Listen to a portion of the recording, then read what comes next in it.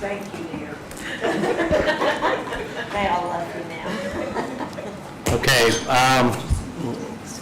welcome everybody to the June 20th, 2024 meeting of the Owen County BZA. Wow, starting off wrong. I'll call the meeting to order. If everyone would please rise for the Pledge of Allegiance.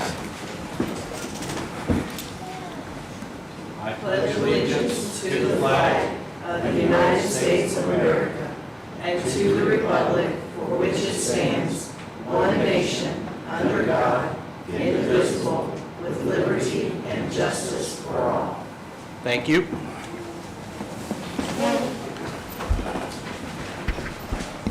Couple of housekeeping things. You'll need to not necessarily commit this to memory, but it will be important.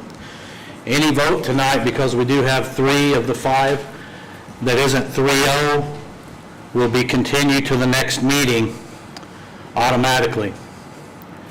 There's nothing can be done about that. We don't have all 5 members, and our bylaws state, or actually Indiana code states, it has to be a majority of the entire board.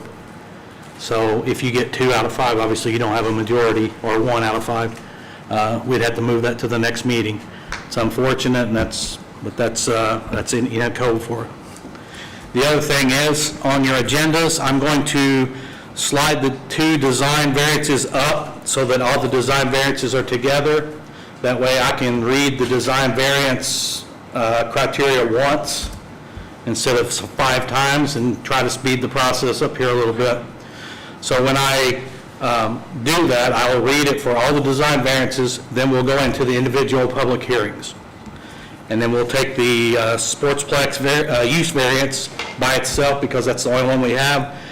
And then we have some business at the end with zone code enforcement that we have to deal with. So with that being said, Susan, if you will do roll call, please. Sandra Wood, Calvert, sorry. Here. Corbin Abel, Norm Warner, Here.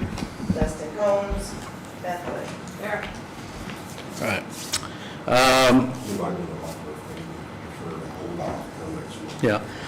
As with that being said, anyone that would like to continue theirs to next month, feel free to come up and let us know, and we can do that for you now before we get started. Because I know you've been here a while. We just read through the code, so we were having that discussion right before she came. So if everybody's good to move forward, then we'll move on. If you want to continue to next month, then we can accommodate you. Anybody? Okay. Approval of minutes, May 16. You had those in your packet. I would entertain a motion to approve. I'll make a motion that we approve the minutes. All righty, and a second? All right, all in favor by show of hands? 3-0, minutes are approved. Old business, don't have any, I don't think, do we? No. All righty. New business. So like I said, we're going to take the design variances all together. With that being said, the criteria that we have to meet for a design variance is as follows. The Board of Zoning Appeals shall approve or deny variances for the development standards such as setbacks of the zoning ordinance. The BZA may impose reasonable conditions as part of the BZA approval process. A variance may be approved only upon the determination in writing of the following. Is that one? Okay. The approval will not be injurious to the public's health, safety, moral, or general welfare of the community. The use and value of the area adjacent to the property included in the variance will not be affected in a substantially adverse manner. And the strict application of the terms of the zoning ordinance will result in a practical difficulties in the use of the property. So, did we do a public notice in accordance with Indiana Code 5312 and 5314 and publish at least 10 days prior to this meeting for all these properties? Yes. At least 10 days prior to the hearing, the planning director shall notify all interested parties of the public hearing by certified mail. Did that happen for all 5? And did we get any responses from any of those? We did not get any letters or anything like that. Okay. And then at least 10 days prior to the hearing, the planning director shall post and maintain a sign on the subject properties notifying those passing the property that a request for a variance for variance approval for the property has been made. Did we have signs at all 5 of these locations? Yes. Okay. The staff, if any, may appear before the board at the hearing and present evidence in support of or in opposition to granting of the variance or the determination of any other matter. Other persons may appear and present relevant information, evidence. A person may not communicate with any member of the board prior to the hearing with the intent to influence the member's actions on a matter pending before the board. Did anyone get contacted? Okay. Number 7, not less than 5 days before the hearing, the staff may file with the board a written statement setting forth any facts or opinions relating to the matter. We did receive one letter from one of these. The board shall conduct a public hearing on the application of the variance. That will be tonight. Following the hearing, the board shall take action on the application. The board may approve, deny, or approve with conditions. And the board shall make written findings of facts in support of these decisions. Okay. With all that in mind, we will open our first public hearing for design variance BZA 2024-10 for Steve Crosley. I open that public hearing. So what I will do is have the applicant come forward, state your name, your address, and then present your case, okay? Nyla Crosley, I'm gonna give you my own address, 5002 Wilson's Village Road in Cloverdale, Indiana. And we want to build on 20 foot to the building for a garage. So you're going to be 36 feet off the center of the road, Probably. which having gone out there, that's not as big of a deal. What I do have a little bit of a concern is the setback on the back side of that building you're putting in and the proximity to the property line. Do we know what that distance is? Was it not on the form? No, they just gave us a measurement for the front, but see, we got a corner here that's really, I mean, it looks close. And I'm a horrible judge of distance when I look at stuff, so I'd like to know. Well, there was property line markers on there when we started the building back in 2017. Uh-huh. But now, those markers are gone. We don't know who took them, but we were off the line. Well, you gotta be 25 feet off the line, that's my Okay. concern. I don't know if there's 25 feet there or not. Okay. And would the Wagners happen to be here? Guess not. And then, I mean, your existing house is also really close, but it's gonna be grandfathered because of the time it's been there, so that's not an Yeah. issue. But it looks like 21 feet to the current house, so you're probably gonna be 10 feet away. Well, and there's a property across the street from us. And it's been there forever, but they're close to the road also. The road, the 36 feet off the road's fine with me. I'm just a Okay. little concerned about you and your neighbor and how you're gonna get along with 10 feet between you and the property line. We ain't had no They're problems not yet. here, and we didn't receive anything from them. So the assumption would be Yeah. they're good for it. I mean, they're good with it. But I just wanted to bring it up because Right. that's where you get into arguments is, Yeah, well, he knows, and we've talked to him about it, okay. and we've talked to the Do you- people across the Do you street. have it staked out where he could see the size of the building you're talking about? Yeah, we showed him. Okay, and he had no, He had no problem. He said, I don't I mean, I care. don't want you to speak for him, Yeah. obviously, but, okay. All right. Anything else? Nope, just getting that variance, and then we'll move on to getting the, Oh, go ahead, I'm sorry. getting the, what's the next thing? We gotta have my mind. Building permit, yes, thank you. And then that's it. You guys have anything else? Okay, thank you, ma'am. All right. Anyone else here to speak on 2024-10? All right, seeing no one, I'll entertain a motion. Remember, you need to put the measurement. Right, well, we'll do the 36 in the motion. I don't know what the back one is, so I really can't set that one. It's going to be whatever it is. No, but you can, I mean, you could set a until the state. I don't even know what number to give it, though, because it's going to be close. Yeah.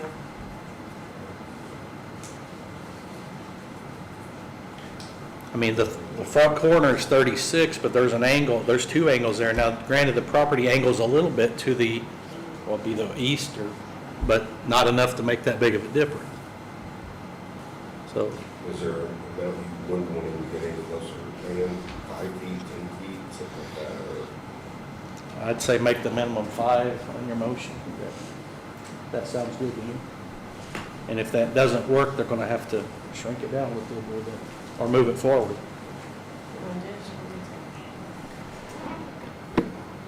I'll make a motion that we approve the variance with the 36 feet from the road, from the center of the road, and no less than 5 feet from the boundary line. I'll second. And we have a motion and a second. Do I need to close the hearing before we vote? No. Okay. The hearings, the whole thing, the public comments over, because nobody commented. All right. So the hearing's essentially closed already, right? Well, the hearing's closed after, it's the public Okay. comment section that opens and All right. closes. Well, let me get a little bookkeeping in here then. So I now close the public hearing for 2024-10. We have a motion on the floor to move forward with this as long as you don't get that back corner any closer than 5 feet from the property line. Right, If there is a discussion on that, you guys are going to have to get that marked so that we know where it is. okay. And then we have a second. So all in favor of granting this motion with those criteria? Show of hands, 3-0. Congratulations. Make sure you watch that back corner, please. Okay, we will. All righty. Moving on. I will now open the public hearing for 2024-11, Frederick Harbridge. Wait, she's got a question. Oh, I'm sorry. Go ahead. Do I give that variance to a paper stating we got that, or we wait? So, I will write it, and then he has to sign it, Okay, and then once that's completed, then you'll be able to be issued a building permit. okay, I'll bring it tomorrow. with it being Thursday, it won't be ready tomorrow. You probably look on next week. Okay, all righty. Because she's got to write it all up, what we found, and get it on, and then I have to get over here and sign it, and I work it during the day a little bit. So, Thank you. it'll be next week. Okay, All right. Have a good evening. you too. All right. I now open the public hearing for 2024-11 Frederick Harbridge. Is someone here to speak on that one? Okay. So state your name and address, please, for the record. Make sure that it's on. And then state your case, sir. I'm Frederick Harbridge. I live at 2424 Ray Cemetery Road in Freedom. Yeah, go right ahead. We are asking for an 8-foot variance so that we can add a room to our home. I'm getting married and we're moving in children and I'm instantly outnumbered. I'll be the only man in the house. And so we need another bedroom and bathroom built on. We can't build on the other side of the building because that's where the septic is. And so we will be 67 feet from the center of the road rather than 70. 75. Sorry, 75. You're right. But- We'd like permission to do that. All righty. Good? All right. All right, thank you. Anyone else to speak on this piece of property for or against? Okay. All right, ladies. I'm going to go ahead and close the public hearing since we have no public comment. So I will now close the public hearing for 2024-11, and I would entertain a motion. Make the motion to approve. All right, we need to get the distance in there. What, 67 feet from? 67 feet 6 inches. From center of the road. Let's call it 67, that way Okay. it's easy. All right. So that's the motion. Do I hear a I second? will second that motion. All righty. Well, since I didn't hear it, can you say it again? Yes, so we have a motion by Sandra to grant the variance request. We're going to set it at 67 feet, no closer than 67 feet. And we have a 67 feet, yeah. And we have a second by Mrs. Wood over there. So with that criteria met, does any, let's vote by show of hands. All in favor? 3-0. Congratulations, sir, you're good to go. Keep her at 67 or more. Thank you. Yes, and same thing, with this being late in the week, you're probably looking at next week. I'll get writer's cramp with all these, so take it easy. But she'll have it typed up and ready to go, and then we'll get it signed, and then just communicate with her, and she can tell you when it's ready. But I would say at least Monday, if not later. Okay. Thank you very much. All righty. I will now call to order the public hearing for BZA 2024-12, Linda Chapman. She will come forward, please. State your name and your address, and then present your application, please. Yeah, I'm Linda Chapman. My address is 3650 Harvest Moon Lane, Spencer. I currently own 8+ acres that I have built a home on and put a flower farm on that I've been operating for 36 years, not all in this location. 2 of my staff, one of whom has worked for me since she was 7 years old, now want to buy the farm portion of my property because I'm ready to retire. So we had surveyed off 2.6 acres of the back half of my property. And I'm asking for a variance since it's under 5 acres. Okay. Now, there was, I went out there, but I couldn't figure out what the easement was going to be. So when I pulled up in there and I went around your greenhouse there, it's straight in front of me is the property you're talking about, right? Right at the end of this drive here? No, No? Is it the it's farm? very confusing. I had a farm for Okay. 40 years that is right across the road. That was the one with 2 really long greenhouses along the first left. I can't quite orient myself to what you've got up there, and I can't see it very well.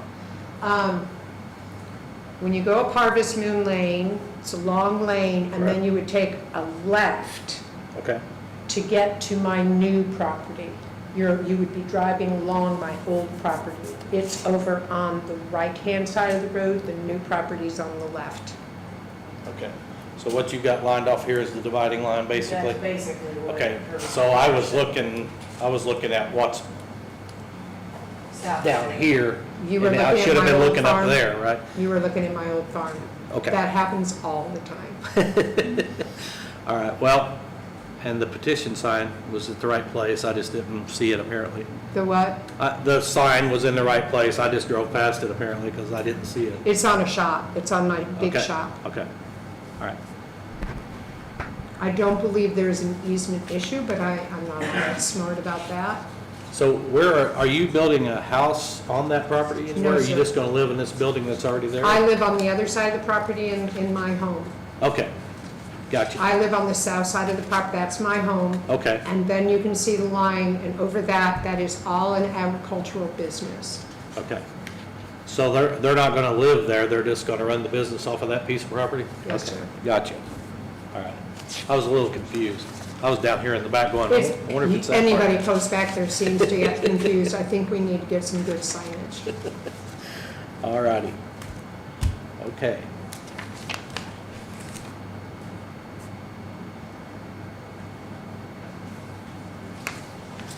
All right, so we've heard the application. Is there anyone else here to speak on the Chapman Harvest Moon property?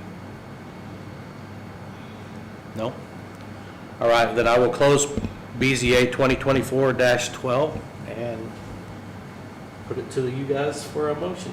I'll make a motion that we accept the variance of the 2.6 acres for the home.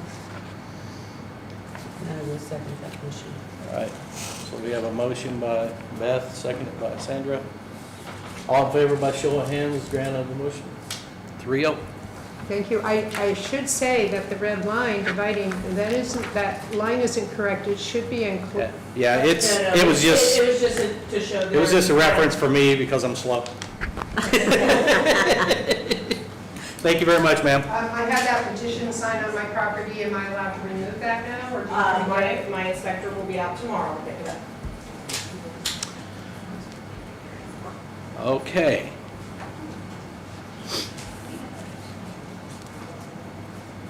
Public hearing for design variance BZA 2024-14, Elizabeth Trader and Ethan Folk.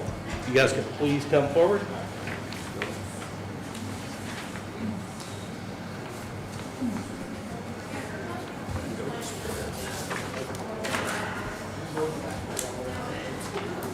All right, state your name, your address, and then present your application.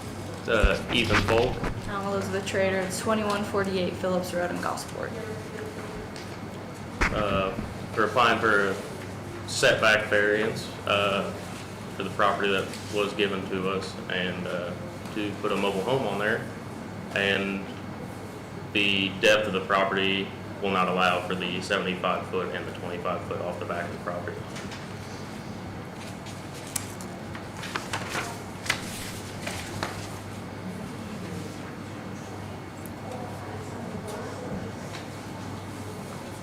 So you can only get 16 feet off the center of the road? Is that what I'm seeing here, or is that the side? Uh, I believe that It was was the the side. side. Yeah, that was the side. The road is to the north. Okay, yes. So what is your anticipated setback from the center of Phillips Road? I'm unsure of what I put down on the paper there, but I believe I I don't got see it something on my paper. on the, 16 feet from the back. I see the Yeah. distance, it says 60. 75 to 60, and 25 foot to 60. Look up at the top. I know, but this Yeah, is but 60. Look at, yeah, look at that. So 60 feet?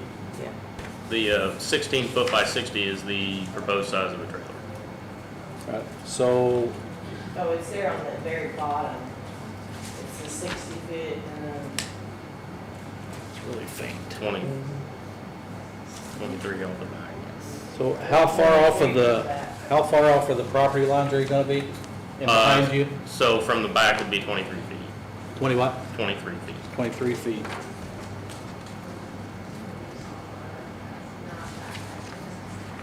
And this is a single wide, obviously, right? Yes, sir. Yes. Has there ever been a house or anything on that property? It's been, So the septic's good, you've had it checked out? yep. Yes. Went down and talked to the health department, got it cleared. Is there a driveway permit, an active one? You're not done. Driveway there, I'm not sure. Right, but it says it's not been used, you have to do a driveway permit.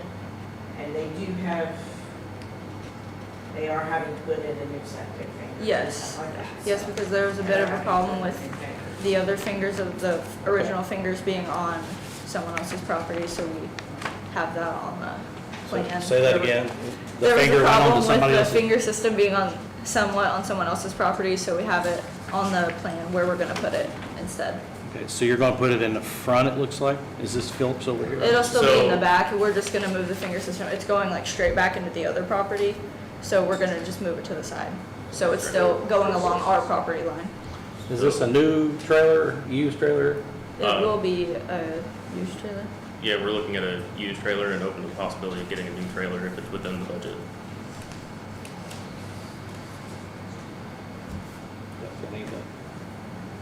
I don't have any questions.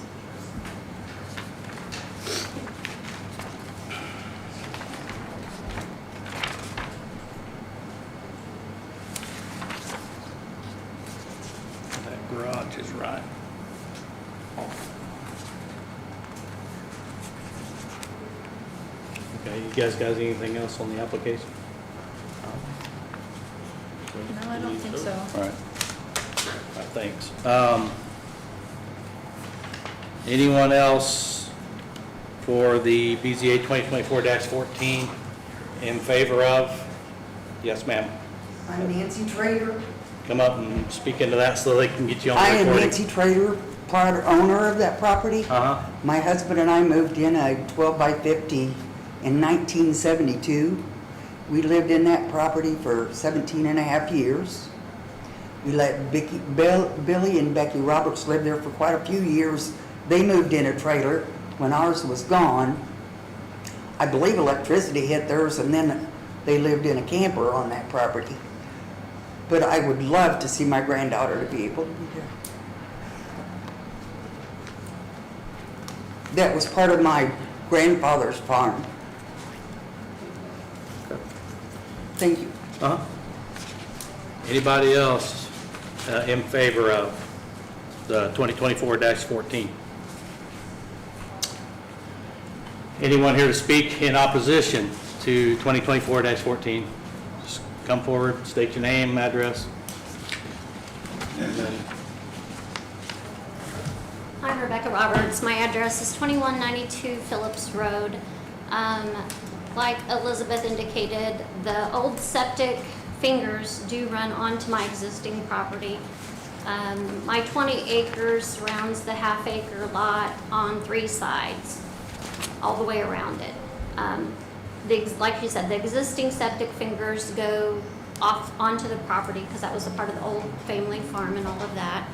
My concern is just the septic drainage from that old septic drained onto my property, it did when we had lived there as well. So I know the condition of that existing septic is not good.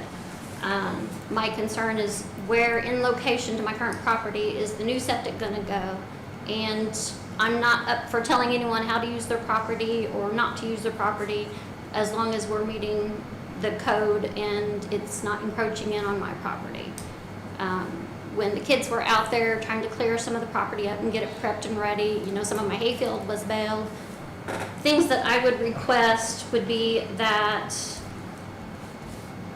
the existing septic be capped off so it can't be used or utilized in the future or currently.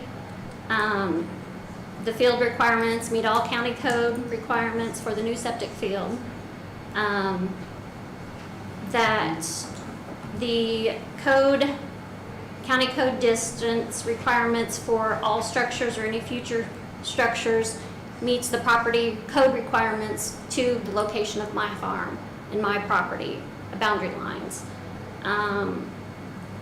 One request I would have is that there be a survey completed by a credible or licensed surveyor. And that is pretty much it as far as that goes. Like I said, I don't want to tell anyone how to use their property, but at the same time, I think these codes are in place for a reason.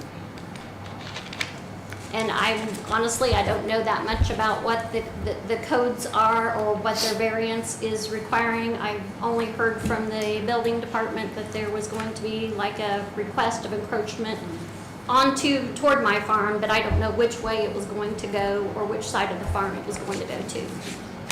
So this is more inquisitive, wanting to understand that information as well. And do the septic requirements, I guess, also meet the code requirements from being the appropriate distance from their current well, or from the well that's there? So we'll ask those questions here in just a second to make sure everything's on the up and up as far as that goes, that you're good with that. And we may have to take a look at the setback off the road as opposed to the property line because you don't want to make your neighbors upset. I'm just telling you right now. Nobody in here wants to make their neighbors upset. Bad neighbors, bad living. So, okay. And I have nothing against the Traders. They've been family friends forever and for a long time, but I also have 20 acres. That's my family's legacy from my husband to my kids and my grandkids as well. So that's kind of my issue and my concerns. I- And that'd be it. Yeah, I personally, okay, we'll deal with it here in just a second and see what we can get. Thanks. Yep. Anybody else want to speak on 2024-14? Yeah. Okay. My name's Jamie Holzapple. I'm Elizabeth Trader's mother. Her father, Jason Trader, he's going to be, he can show you where the septic is going to go. Yeah. So, Yeah, If if you- you want to walk if you up want there, to- that would help me, I know. So we're gonna come out here and go this way with the long one So if you look at the map, and cut that's those up off. there, the 3 green lines on the map. 3 green lines you see on there that are going towards. Well, remember, these are bifocals. Well, I'm sorry, old man, but These three. these 3 Those are lines, the fingers. those are the fingers for the septic system. That's the existing one? That's the Yeah. existing All one, right, but so they where are want the to new move. ones? They're going to be out this way? Yes, Okay. they'd have to cap those off and move Yes. the other And direction. has there been a perk test done? They are working with John Reeves at this time to do that part of it, because they were advised to do that Right. before they applied for this stuff. Just to make sure that the septic was Here- stayed on their property. Here's what Norm would like, and I'm just Norm. I'd like those fingers just removed back to inside of your property line and then capped. I think that would be a good negotiation point. Definitely. So when we make a motion, we'll need to get that into the motion. The other thing I'd like to see, Ethan, is I'd like to see your trailer 25 feet off that back property line, and even if we have to shrink the setback off of the main road, that distance to make it so that you're 25 feet off the back property line. There again, these are small things that could be big dividends down the road.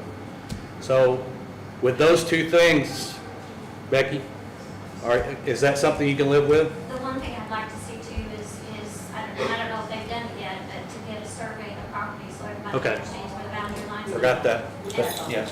And the property lines are at. I think that would be a great idea, because you're not gonna be able to set these markers until you know where the property lines actually are. And I can tell you from experience, where the county says they are on their drawings and where they actually are may not match. I'd like to see the legal description. Yeah, and then, do we have a legal description on this property? Do you have a copy of the deed? They have to provide a deed to the property when they Was it in the original paperwork? It was? I've read a bunch of them, so. Yeah, I read There was a them, lot this time, so there was a lot I didn't of read the paperwork. deed, though. I didn't, yeah. Can we get Okay. it? I mean, is it an old description, or?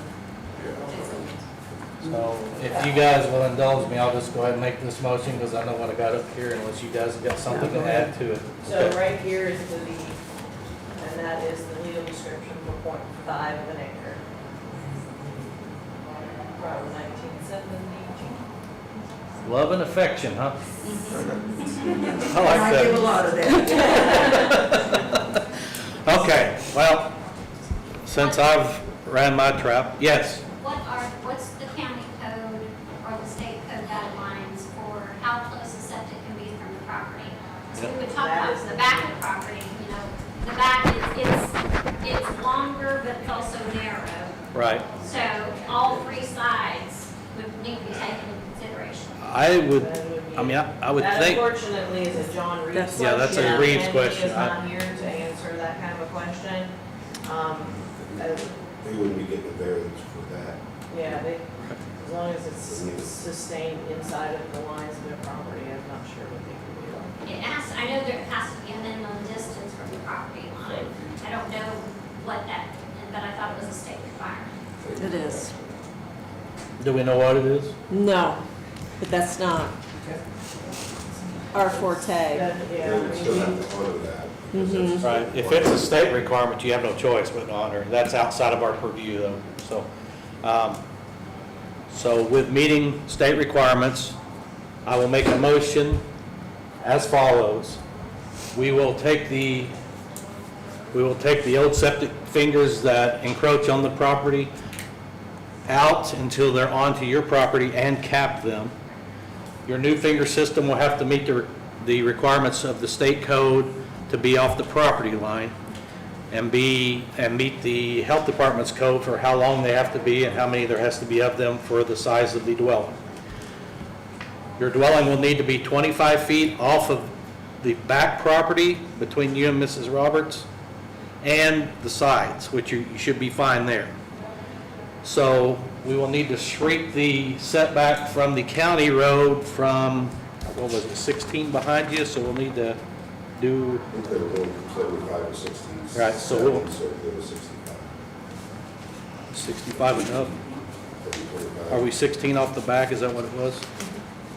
It was 23 off the back, so just 2 feet. Okay, 67 was 2. so your setback off the center of the road will be, well, it's 60 right now, so we need to go to 55 to add 5. All right, so let's go 50, let's go a round number. 50 feet off of the county road, that'll get you plenty of room there. Phillips is not that heavily traveled road, it's near me, I've been there, done that. And that will give us 27 or 28 in the back, okay? So that's my motion. Do I have a second? I think you should add to it, the first thing they need is a survey. Oh, yeah. Because if they Forgot survey. can't get within the bounds, they're not So gonna know. I will amend my motion to include a property survey, okay? Yes. And I would have them put permanent markers in. And if it was me, I'd say, Becky, come down here and look at this, see what you know. And then everybody will be on the same page. We can get along, okay? All right, that's my motion.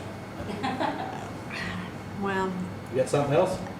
I do. You said remove the septic lines? The lines that are encroaching onto the property adjacent will be backed up and capped off, and then they're going to put a new finger But they're system not gonna remove the lines themselves.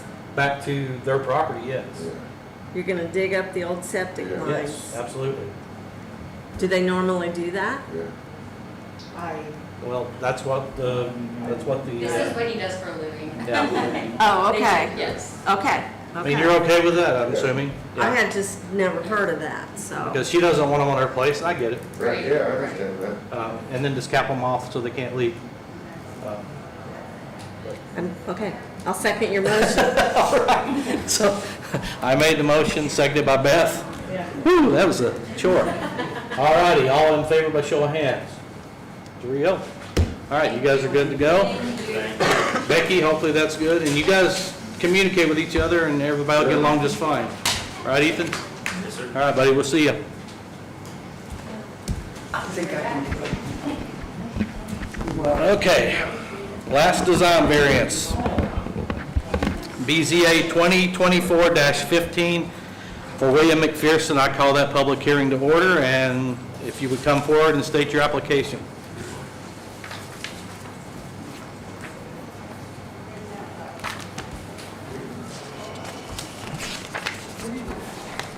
Catherine McPherson, I'm William McPherson. 5527 Jefferson Street, Freedom.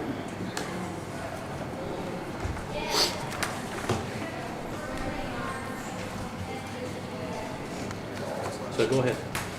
What I wanted to do was build a garage big enough for the pickups I've got. I'm down to having only 12 now, and they're all International Harvester trucks, and it'll take some time to restore them. I'm Yeah. gonna get them all nice, legal, street legal and all like that. And I'd like to work on a concrete floor with a roof over my head.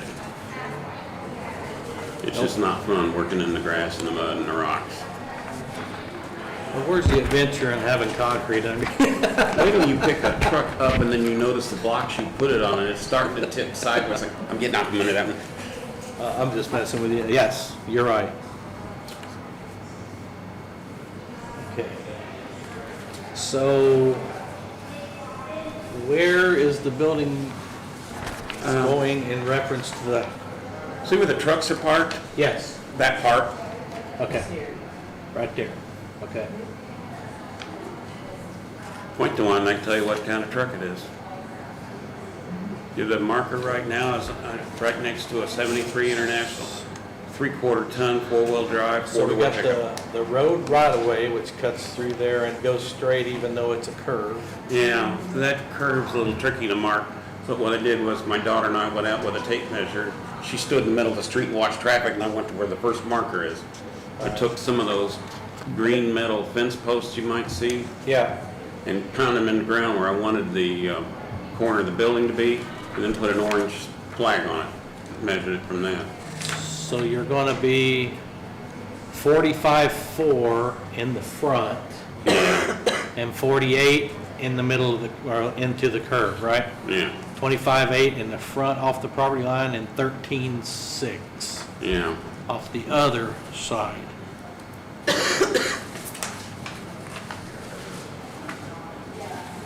And are the Bates here? I don't I know. don't see them. I haven't met the guy, to be honest. Well, we didn't get anything in writing from anybody? Nobody.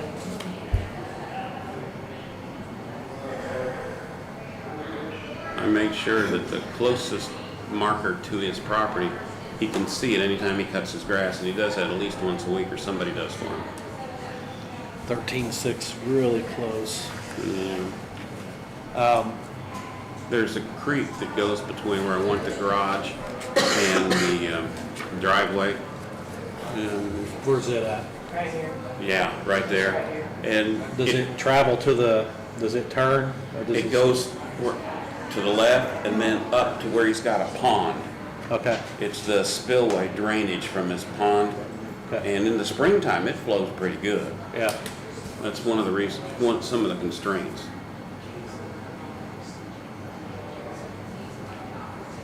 So you're 13 feet. It Oh, okay, I doesn't- see it, never mind. I was gonna ask a dumb question. I mean, he'll have, yeah, how, it'd be quite a ways from his pond. Okay.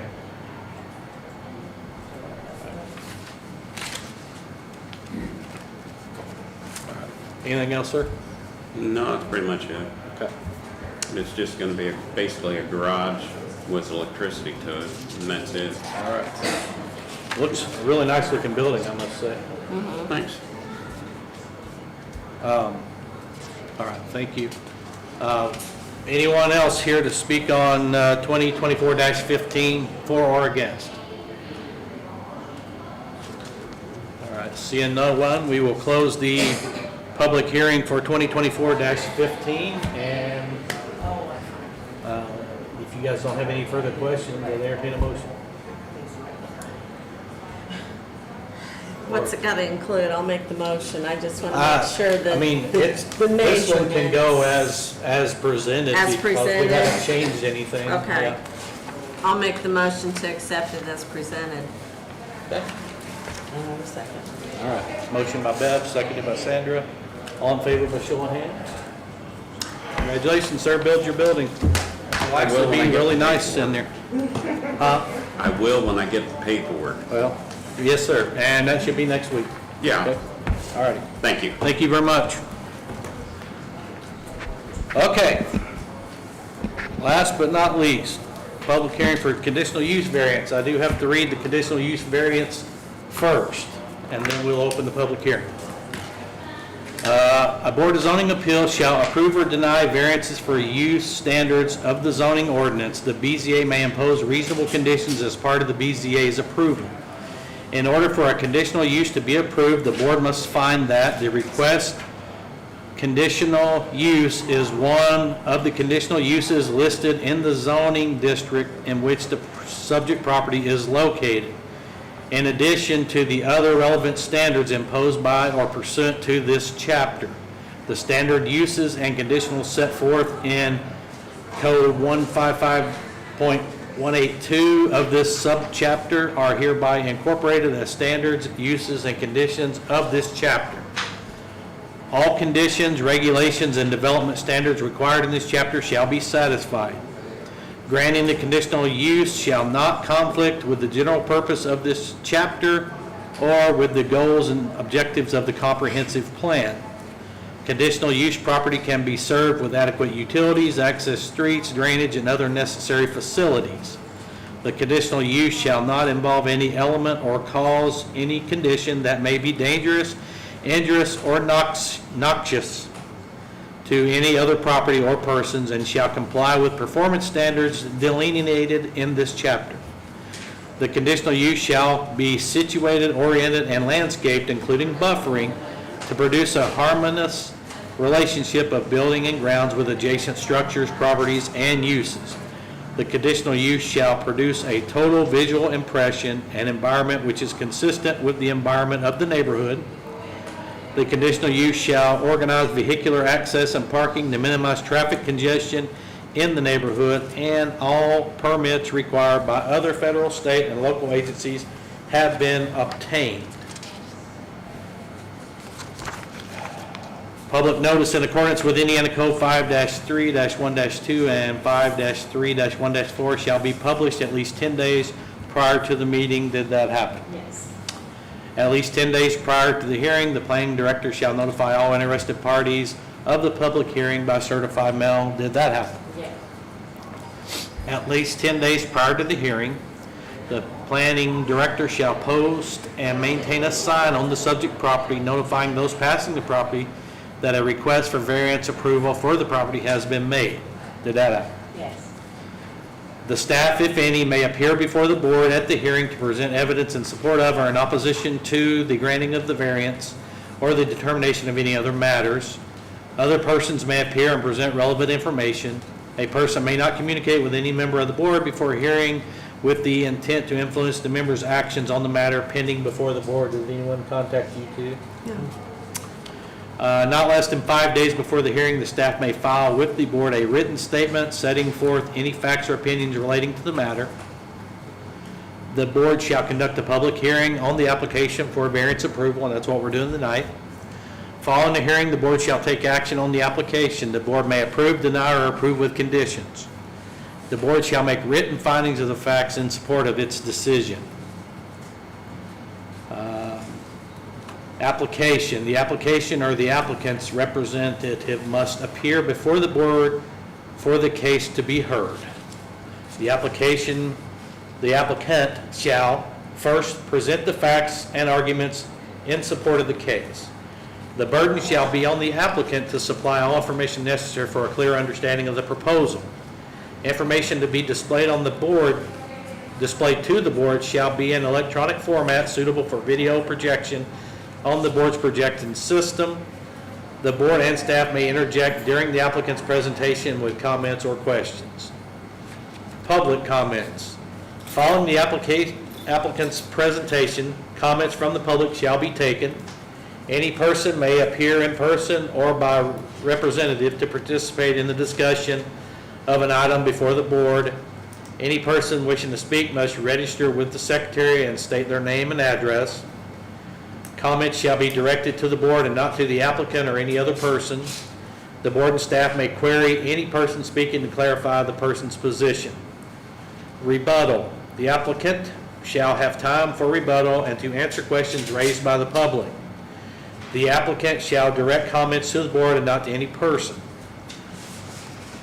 Public portion of the hearing closed. Once all testimony is taken, the public portion of the hearing is closed. No further testimony will be taken once the public portion of the hearing is closed. After the public portion of the hearing is closed, the board may address questions or comments to the applicant or other persons. In the board's opinion, the information is necessary to make an informed decision. The board may discuss the proposal with staff or among its members for any length of time deemed necessary. Conclusion of the public hearing. The president shall conclude the public hearing and call for a motion on the item before the board. Commitments. The BZA may permit or require the owner of the affected parcel to make a written commitment concerning the use or development of the affected parcel. Commitments shall be recorded in the Owen County Recorder's Office and shall take effect upon granting of the variance unless modified or terminated by the BZA. A commitment is binding on the owner of the parcel, each subsequent owner, and each other person acquiring an interest in the parcel. Okay, with that being said, I will open the public hearing for BZA 2024-13 Spencer Sportsplex LLC. Come forward, state your name, address, and then present your application. I'm Chelsea Moss with Abram Moss Design Group, address 9215 West Mallory Road, Bloomington, Indiana. and we represent as engineer for the applicant Spencer Sportsplex LLC. I'm Anthony Lauk. I'm a half owner of Spencer Sportsplex LLC. Purchased this property April 2023, so just a little over a year ago, along with my brother Paul, who's sitting behind me. So we are requesting a conditional use for the existing Tier 10 property. If you've driven out 43, it's the Tier 10 Sportsplex. The property's been used for recreational gymnasium type purposes since at least 2003, potentially a little before then. Originally, it was an industrial facility. It's been operating, as I said, as a sportsplex, which is one of the conditional uses we are looking for today. We're also looking to use the back portion of the property as a special event center. In the zoning ordinance, both of those uses actually fall under the same conditional use title, 3.4.3. Essentially, we're looking for continued use as it has been. The facility has been running and functioning well for the past 20 years with no issues. The special event portion of what my client wants to do would be temporary. It would be about 12 events per year, and all of the amenities for those special events would be temporary. They would be brought in for the one-day event and then removed following the event. So we are not proposing any new permanent structures on the site. We are currently working with the State Health Department for a change of use on the existing septic system. It has, as I said, been functioning properly for the last 20 years, but from a documentation standpoint, the documentation regarding that septic system is not findable at this point. And so we're formalizing that change of use request. The pre-application has already been submitted to the state, and they've returned requesting the formal inspection and soil testing. Those are scheduled for next week. For the special event center, all septic would be handled with portable toilet facilities. Again, those would be removed after each event. What kind of special events are we talking here? Music concerts. Like the company that we're actually going to use, if you guys are familiar with Cedar Creek in Martinsville by any chance. No.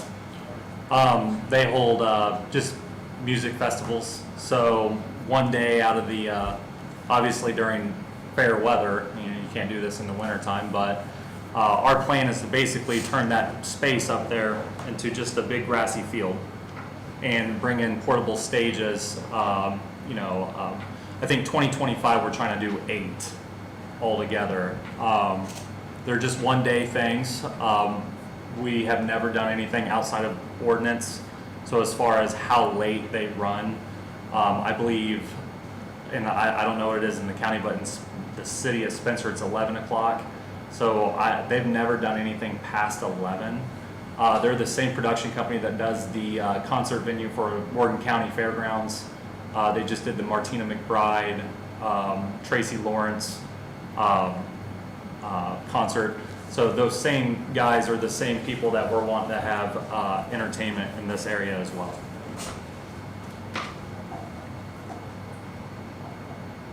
How wide's the drive out of there?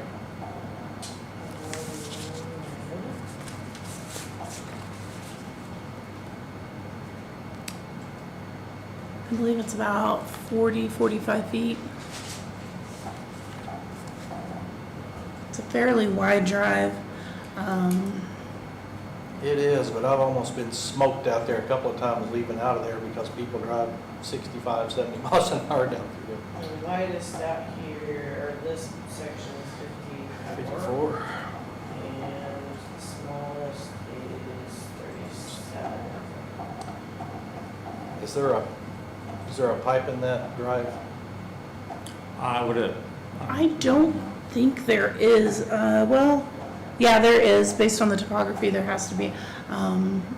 like a drainage pipe Yeah, that goes under. yeah, there has to be a culvert out there based on the topography. And do we have an active driveway permit with the state of Indiana? Department of Transportation. So, we're not sure, usually you apply for those when you make a change, and since we're not making a change, we have not applied for one. I can verify with the state that one was applied for.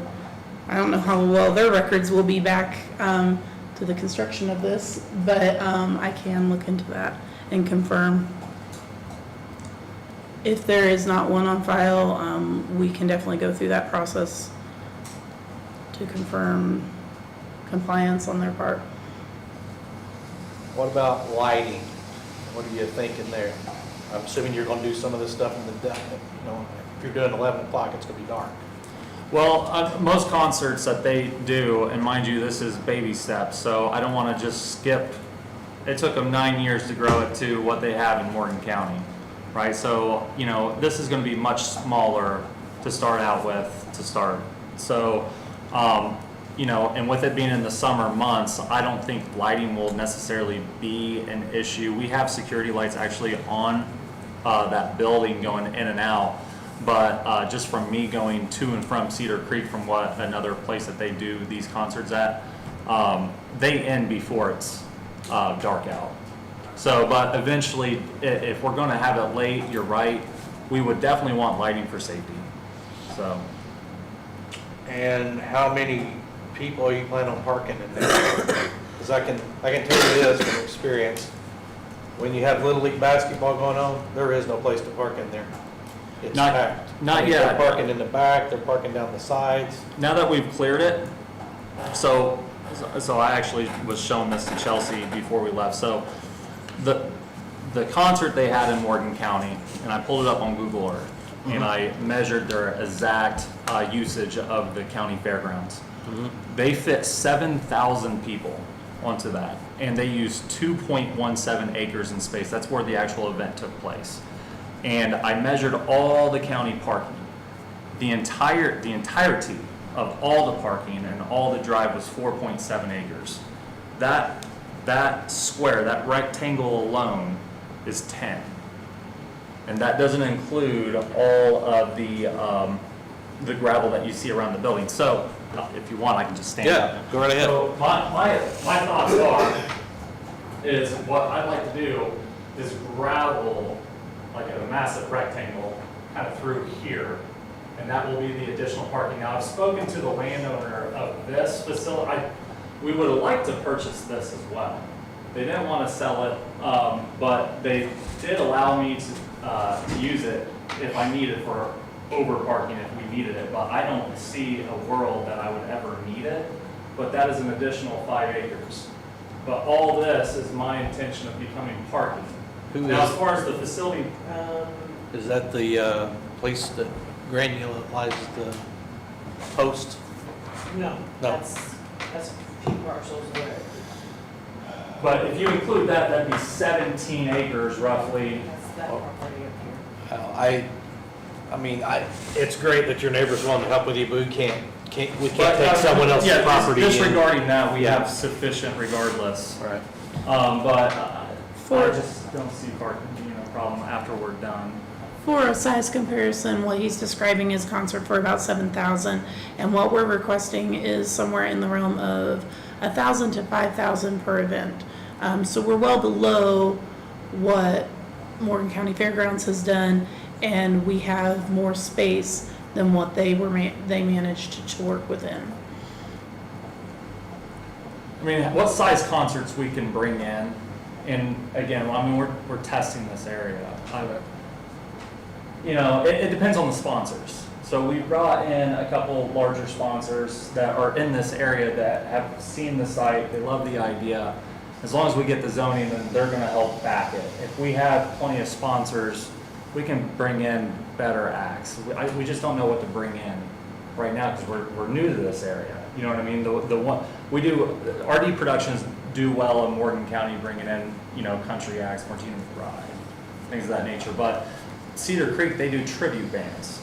So you can listen to like Journey or REO Speedwagon, and they're decent acts that travel the country, and they cost a little bit of money, and it's all at that point. It's just kind of the advertising, getting as many people there as we can. We'd hope to get 1,500 or so, which we have a lot of space. I mean, it looked like it was empty with that many people, but I mean, the goal is to grow over time, and as we grow, we'd like to add to it, which then we would apply for permits. So, one concern that I have right off the bat is if you're bringing that many people into that location, getting them funneled into a parking situation without blocking that highway is gonna be tough. You're gonna have to have people out there, you're not gonna be able to just let them do it at their home. Well, so, with that said, we have this entrance and exit, right? Right. So, this whole front area is a completely separate, entity kind of. I mean, it's all the same parcel, but we look at this as something completely separate. This is a sports entity, it's been designed that way, it's being ran that way. But as far as when you come into this, you're not getting stopped here. Okay. Right? We're not gonna have gates until you're about 200 yards off the road. So the chance of a traffic jam coming up here is very slim to none.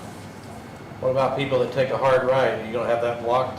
I mean, there's a lot of what-if scenarios. Well, I'm just saying, are they gonna be able to go around the other way and get to the same parking area, or are you gonna have that blocked off? All right, so are you saying, are they gonna be able to No, go no. around here? The front. Questions, yes, Anthony, it'll be blocked off. Yeah, this will be blocked off. You're gonna follow everybody in that same Yeah, area. I'm wanting to You see make what I'm it- saying? We're gonna funnel in Yeah, one way and funnel because, out the other. There's no way. you're gonna have the guy that says, well, if I get around there, I can get in here before everybody else, and you're gonna have a fight. Yeah, we don't want people skipping out on All right, the all right. and so we're gonna have it closed off we're gonna have an entrance only, we're gonna have an exit only. And the majority of concerts are gonna be the tributes, which are gonna be the smaller 1,000, 1,500 people. They still have security there, they usually have local police or what have you, work with it, but the larger ones, they have a large security team, plus work with the local fire, safety, and police. Sheriff's Department, or City Police.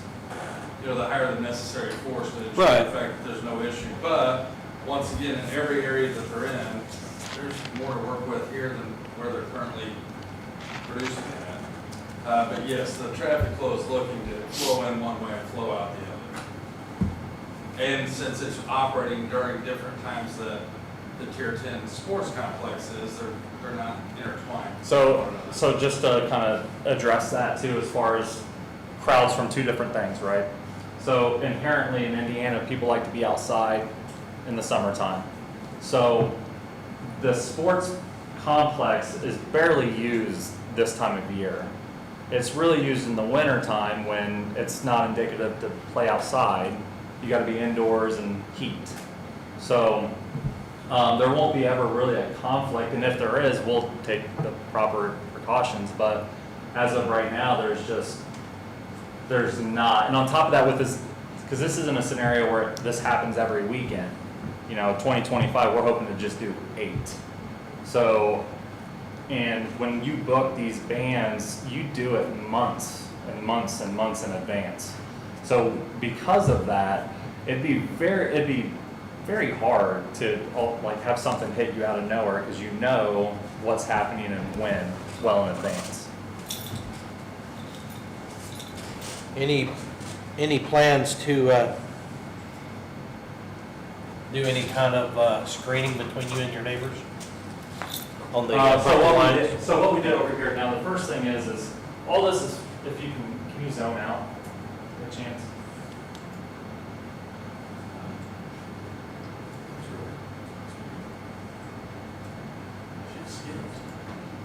So, when you're on site, I mean, there is a lot of distance between us and neighbors. It's a pretty barren area. So, but what we did is, just to help screen noise, we actually left the entire tree line here, which we figured would help.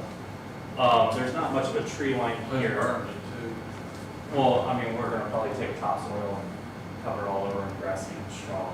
But our firmament on on sound barrier is mainly trees, just a natural barrier. And again, the noise that we're going to produce is going to be all within the limitation of what's already set forth regardless. Are you gonna have a physical barrier between your property and the neighbor's property so that people that do what they do at concerts don't wander onto these other folks' properties and become an issue for them? There's already fencing down those two farms, but if I need to put additional fencing in, I don't want people coming in for free. Right. So, I mean, the thing is, if somebody makes that travel, when you're out there and you're looking around, it would be like, It'd be really hard. it'd be very difficult. They'd be cutting through a lot of farm to be able to do that. I understand that, but speaking as the guy that has the farm there, I wouldn't want them walking around down there, because if they fall down, they're gonna turn around and try to sue him. Yeah, I mean, ultimately, I nowhere in this can I control anyone other's actions. I understand that.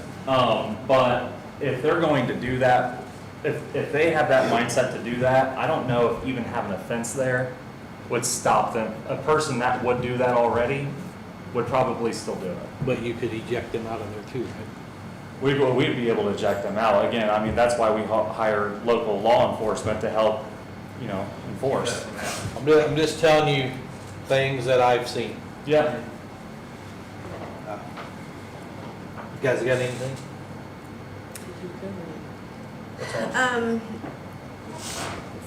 Porta potties, where would you set those? So, I mean, we haven't designed where we want to put everything yet, but, I mean, they're not going to be on like a corner, you know what I mean? We're gonna put them, let's just pretend you're going to a concert, right? Do you want to walk? No. Forever away? No. Exactly. So, just very rudimentary, if you guys want to know just what's going on in my head, I'm thinking a big rectangle here, square for parking. I want to have an access for a food area, because all the food is going to be with food trucks and just outside. I figured we could really start getting into the local markets, bringing in their food trucks. Try to make this as community-based as possible, because ultimately, who are we doing this for? We're doing it for Spencer, Ellettsville, Bloomington, and the dark horse in the matter is McCormick's Creek. So people don't realize that McCormick's Creek is the most used state park in the state of Indiana. I think it's 400,000 to 600,000 visitors a year. They had the death during the tornado, so they've been rebuilding all that. I think when it does come back, it's going to be killer. So we're hoping to tap into that and even tap into a bus system that can maybe get campers back and forth if they want to enjoy themselves safely.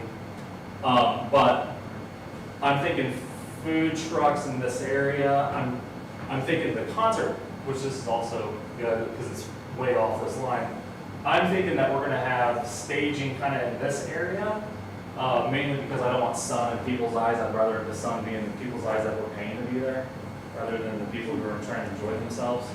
And then, if I were to guess, I'd say I'd want some bathrooms kind of somewhere in between all this, like close to the food and kind of on the way out or the way in.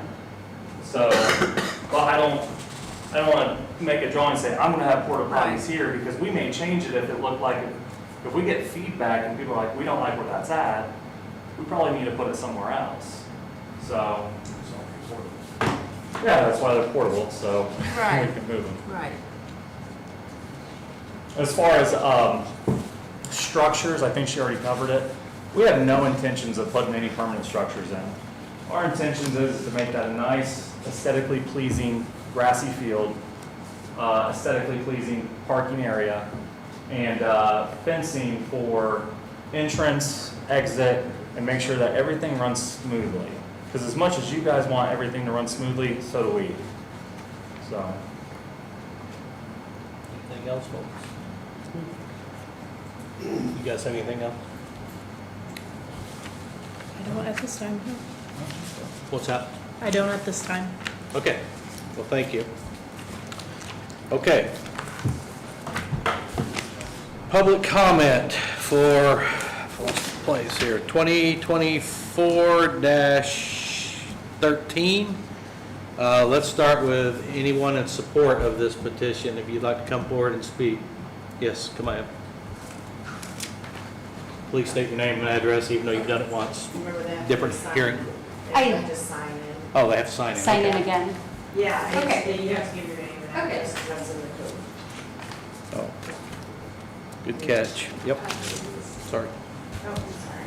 It's okay. It's probably. Out with it, my days. Read that in minutes. Should I start talking right now? Yeah, go ahead. Okay, my name is Jamie Holzapfel. I live at 5180 State Highway 67, Gosport. I am very much in favor of something like this. I travel hundreds of miles and spend thousands of dollars on concerts every year. And to have something like this in our backyard would just be amazing opportunity to bring in people to see our beautiful area, our beautiful park. The food trucks, I love that. Concerts. I mean, we travel all over to go to concerts. It would be fantastic to have something like this in this area. I've been to Cedar Creek. I love that venue. It's a perfect place to go enjoy a beverage and see a good show. It's nice and relaxed. Everyone's having a great time. Speaking of that, are you planning on selling alcoholic beverages on premise? At some point, we would like to apply through the Alcohol Tobacco Commission for a liquor license if they will allow that. I'm Well- okay with water too, just saying. Well, just that there's a process there, and we only have a limited amount of them in the county. I don't know if we have any available or not. They are available. They are available? They are currently available as far as, Deal breaker either way. you know, we. What's that? It wouldn't be a deal breaker. It wouldn't be a deal breaker. It's not necessarily a deal breaker for me either way. I just wanted to know. So if we can apply for it, that'd be great, but the way, I mean, as long as, if we're hiring food trucks, whether if we have a license or not, we can still bring in vendors that have the license to still sell. Right, yes. Regardless, but to help pay for this, you know, if there's some sort of profitability that we can gain and help improve the area, you know, because in the beginning years, we're not looking to make profit. We're looking to reinvest it back into it, to try to turn it into something fantastic. And if so, then I'd like it to just run on its own at that point. With the efforts that have been put into our downtown area, Yeah. our downtown area, that would be, I mean, just a wonderful addition to this area. I mean, think about the people that come in and see Spencer is on the come up again. It's, yes. I do want it, is it okay? Yeah. So I know that, well down the road, you know, because I spoke with a few people on this, and, you know, and I know that Owen County's wanting to grow down 43. So, you know, this is currently an industrial zoned area. You know, they can manufacture bottle caps there. You know, what we want to do is bring fun, right? And if you're trying to bring residences and build housing, if we can build this, and again, I keep talking in the future, we were one of the first sponsors with the RD production and crew 9 years ago, and they've grown it to what they've grown it now, and we'd like to recreate that right here, if we can. You know, and if you're trying to sell Indiana 43, bringing people into this area and raise the tax base, this can't hurt. Okay. Yes, sir. My name's Jason Trader. I live at 5180 State Highway 67 in Gosport. I'm definitely for the concert venue. I think it'll be awesome. All right. Elizabeth. My name's Elizabeth Trader. I live at 5180 State Highway 67 in Gosport, and coming from like a younger point of view, I know a lot of people that this would be very beneficial for. I mean, over the summer, kids have sports, they have the fair, and now there's line dancing, I think. I don't know. And those are like the only things that you couldn't that there's really to do besides go to the park. And like, I just graduated like 2 years ago. That would have been really fun for me to do. I know plenty of people that would go now. I think it'd be very beneficial to the community and just everyone here. I think it'd be a great idea. Good. Thank you, guys. We fully support this idea. Anybody else in support? Now, or hold your peace, George. Hey. I need to sign. Sign in first. Oh, I resigned in already. Yeah, this is that Okay. part of it. Okay, George Brinson, 2342 Rattlesnake Road. Hey, I've been working with these guys for a little while now, and what I found is they want to do stuff right. okay? Speaking for them, as a local person, because I know all of you. I see Tier 10, Spencer Sportsplex complex as being a destination, okay? We're only gonna grow that side of town. You know, we keep saying, hey, we need to increase our home base, we need to increase our tax base.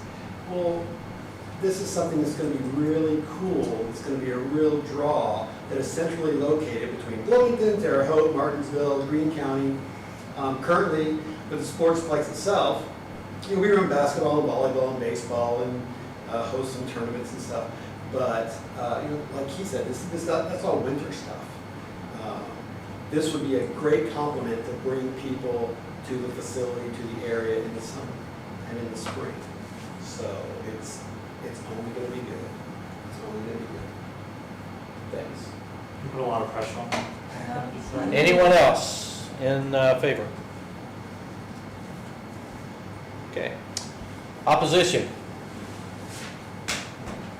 Sign in, Dave, before you, or sign in while you're talking if you'd like.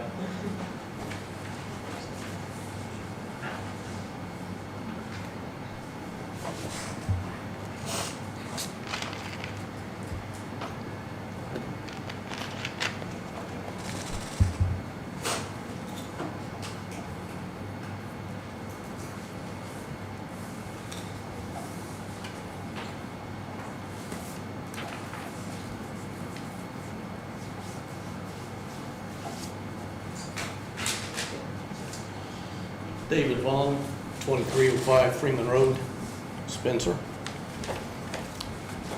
I'm the guy that owns the adjoining property. They talk a good talk, but one thing I want to address before they go anywhere, when you look at the map and where they cleared, and you kind of see that white line going across on the other side of the field. That one? Yeah. That should be a natural drainage ditch where drainage comes off our property, Keith's property, and it's just a natural drainage. And I really don't want that, you know, whenever they build this up, stone it and everything, that stops, because then it's going to back. There's no active creek, springs, or anything. It's just, you know, runoff, and it's always been there. Whenever the field was in its original condition, there was a little, you know, waterway across there. But as far as the concerts, I don't see how they're going to control the noise. As he stated, it's an industrial section, but they generally operate 6 to 4 with the noise. They're starting out, they're saying they want 8. Who's to say it's not 10 the next year, 12, whatever, it keeps growing. I hear music from the other winery over on Timber Ridge, the way sound carries. I'm not interested in having music, I don't care what kind of group it is, till 10, 11 o'clock at night. I'd kind of like to have the weekends, I'd like to have a, you know, peace. I'm not against the Sportsplex, they do great stuff down there. But this, they're talking about packing 1,000, 1,500, 2,000 people in there. Like I said, who's gonna decide to hop the fence and tip the cow? Who's gonna decide to come in on our property to try to jump the fence to get in free? I think you've got a letter from our adjoining neighbor, the Keiths, that's in opposition to this for basically the same reasons. But I don't want the noise, I don't want the lights, and I don't see how they're going to direct it away. And you're going, as they say, you're going to have housing coming around over on other roads. That noise is going to affect them also. And in due respect, people said, yeah, we'd like to have this in our backyard. It's not in their backyard, it's in mine.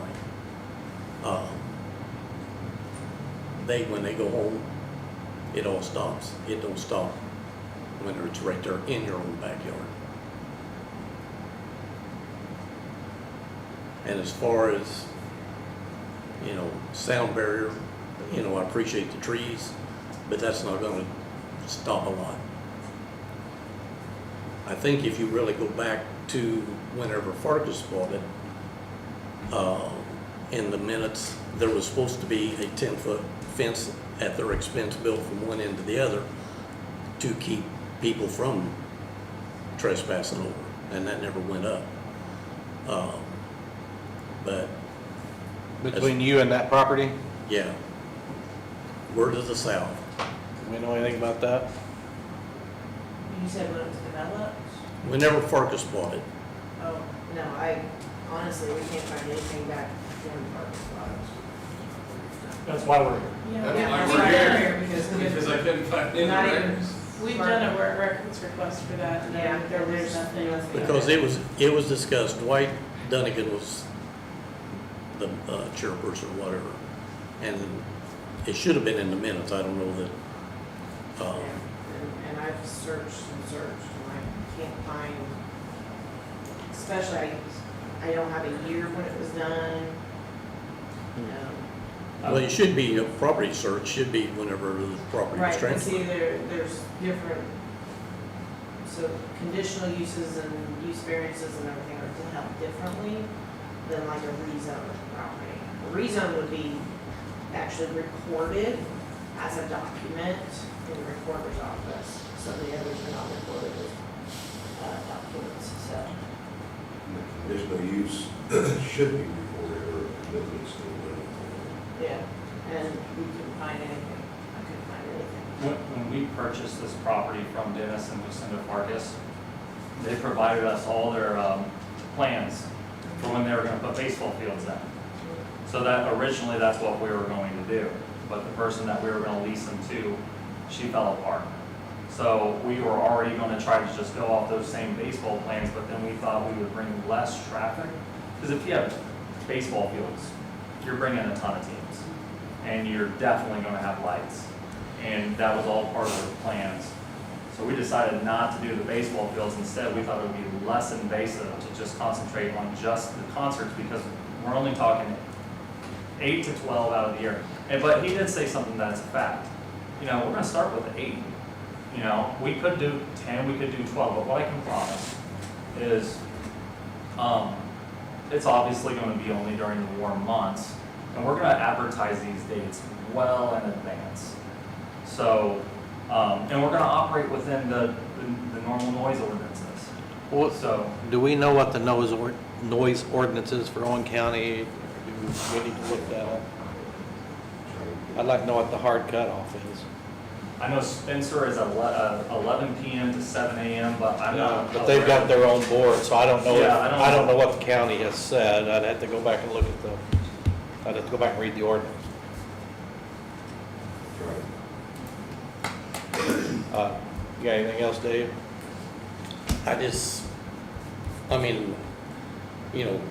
I've got cattle running next there, and I don't see nothing but problems.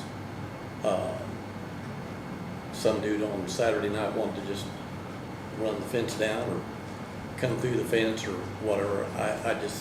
I see a lot of problems, and I'm just not for it. We'll definitely have a police force or security and present. Is that currently woven wire, barbed wire? What is that?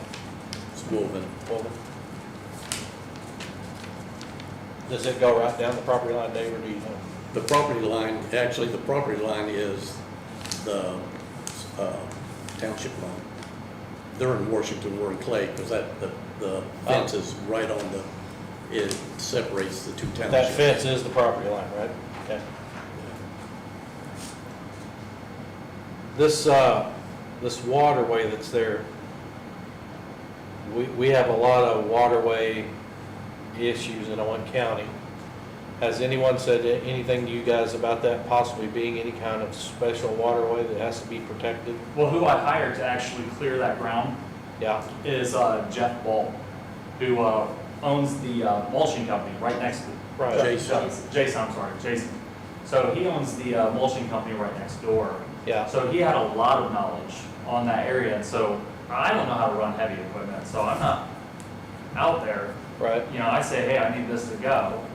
I have him go out there. So like that line right there is the road that he created between his property to run his equipment back and forth from his mulching plant to just over to here. But when I walked this at the very beginning, all the, I mean, don't get me wrong, it was grown up high, but all this was flat. Like, I mean, there wasn't like a trough or, but the natural walk, no, you're the citizen. Yeah, let me, let me put it in a second. So based on the LiDAR contours, which were done, I believe, in '21, there was a slight draw from about here to that corner, not where the road is. Well, I was just Yeah, no, stating, because it gets to, the water ends up getting to the ditch Yeah. on the other side of that. Yeah, no, and so there was a slight draw through here. It was not, even from the LiDAR, it was not a definitive, like, this is a creek, this is real, it was just a natural kind of Just a runoff. gradual runoff collection, in the side of, and it was very, it's all very slight, the grades that were out there. Difficult to see if you're just standing out there, but that is the path that water was traveling. From what I can tell, there were probably not any major wet spots. It was going to be wet after rain events and the water flowing through there, but there was not any like standing water type things. You can tell from this picture it has changed from before. But the water is still sheeting in that direction. Well, my point is whenever he was talking about, we're gonna stone this for parking and whatever, so that it Yeah, doesn't. his intent is not to really stone past that line, which is not where that water was going anyways. Yeah. And so the water would still, in a open grass field fashion, still sheet flow that direction. So I heard somebody say berm along that property line. If we berm that, we're gonna block that water, correct? If there were to be a berm constructed, and I don't think, we've not talked about a berm, if a berm were to be constructed, we would put culverts in to make sure that water can flow through that. Well, I heard berm, I don't know who said it. Yeah. There's a temporary berm of topsoil that's ready to be spread. Okay. We stopped all the trucks once we, I didn't want to do any more work until we had this meeting and we knew that we could move forward. Okay. So the little hill that runs like right here is dirt that was already here. It's been just pushed over and I'm ready to push it back. So you have no intent of a permanent berm, No. Okay. it's a temporary stockpile. I just heard berm, I wanted to clarify. I think it'd be cool to have a berm. But it'd probably cost too much money. It needs culverts. So I don't want to do it. You got anything else, Dave? Well, I don't know, probably defeated, but what bothers me is I sat through the meeting with Farkas and I know what was said, I know what was promised, and now we can't find anything to that. And that really bothers me that, we go through all this and then the people just do whatever they want anyway. Because, like I said, I, went through it with Dwight. I think Benton Pittman was on the board at the time, and we had several back and forth, but I know what was promised as far as what Dwight said, and then now you're saying there's no record of anything. I'm not saying it, I'm just hearing it. Well, I mean, Susanna Right. says she searched it, she can't find it. Right. Yeah, and I've asked the other people who have been in the office So- for records, and they couldn't find it either. Well, what was your remembrance of that divider? What was it gonna be? It was gonna be a 10-foot tall fence to keep people from jumping the fence, and it was gonna go right down on inside their property line. So just inside of essentially the property line now, a 10-foot chain link, did they say what kind of fence? They didn't specify it, but that's probably what it would have been. But it was basically to keep people, you know, the people playing ball at that point. Right. Well, let me ask you this, have you had any trouble with, during the sportsplex, with people getting on your place? Well, no, because they're all going inside and like I said, the sportsplex participants, They're not hanging out outside? yeah. But this is a completely different situation. Because everybody's outside. If they was gonna put a building out there and do a music venue and do it inside, I wouldn't, you know, care. But now you've got people running around, they're wanting to do alcohol at some point, which, I mean, if they want to drink, they drink, but next thing you know, you got some drunk naked running through your field. But, just a Can lot I of things ask you a happen. question? When you were at the meeting with Farkas, did they discuss having the ball fields there too? They did. So they were gonna have more people? They did, but Okay. they didn't talk about the numbers, Right. but they did talk about lighting and pushing the light towards the industrial part and away from, you know, our house, Keith's house. Because, you know, Farkas was talking about using lighting that was, you know, instead of a flood, more of a direct and everything. But, you know, Can I ask, do you remember what year, around what year it was that happened? So maybe it would help me be able to narrow. well, down it more was information. literally the day before Farkas sent the money to buy the place. So whatever the date of sale was, it was just the meeting right before that. Because, I know the dates I provided to you, were the ones that Farkas had given us. And I think the second set of dates were the ones I pulled off his building permit, because they were a little See, different, so.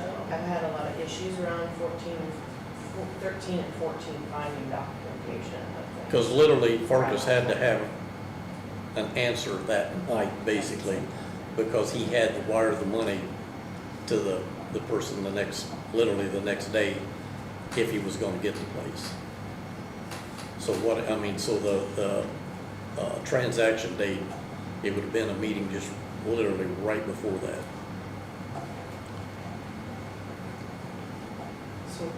So It do you, might not have been Farkas, I mean, that's the only thing is, was it, It's Kathleen's before that, and who had it then? no, Farkas owned it, was Kathleen? No, Kathleen it was the owned guy it. up north that had it when Kathleen Yeah, had it. Dennis and Cinda No, bought it. Farkas is on, they purchased it from Farkas.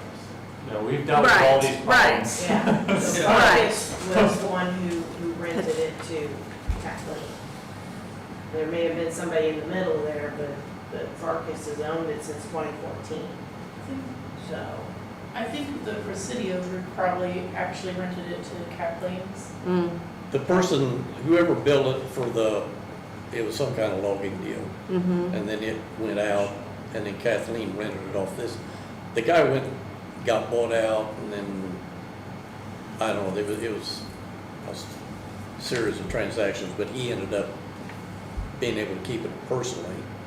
And he's the one, whoever that guy was the one that rented it to Kathleen's. And then it ended up, he sold it to Farkas. You know, it has to, In 14. and then between that is 10 years, because 04 is when the previous person purchased. Do you have some information on the noise? Yes. A public nuisance, Owen County Code 90, section 90.16. B is obnoxious noises. B1, any noise noxious enough to destroy the enjoyment of residents or other uses of property in the vicinity, interfering with the ordinary comforts of human existence, including but not limited to A, radios, boom boxes, and the like. The other is yelling, shouting, and the like. So,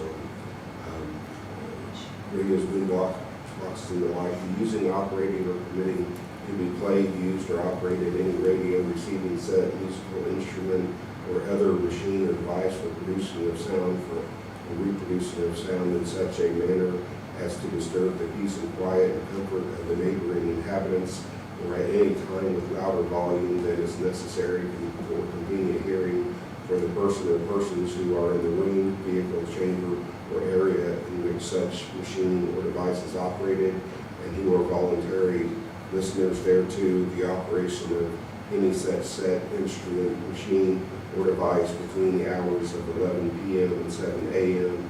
or at any time or place so as to annoy or disturb the quiet, comfort, or repose of any persons in such a manner as to be plainly audible at a distance of 50 feet from the building structure, vehicle, or area in which it is located shall be prima facie evidence of a violation of this section. So 11 p.m. and 7 a.m. 7 a.m. to 11 p.m. is a no. Or at any other time where we're. And then what was the 50-foot part that you can hear it from 50 feet away, or Yeah. no more than 50 feet?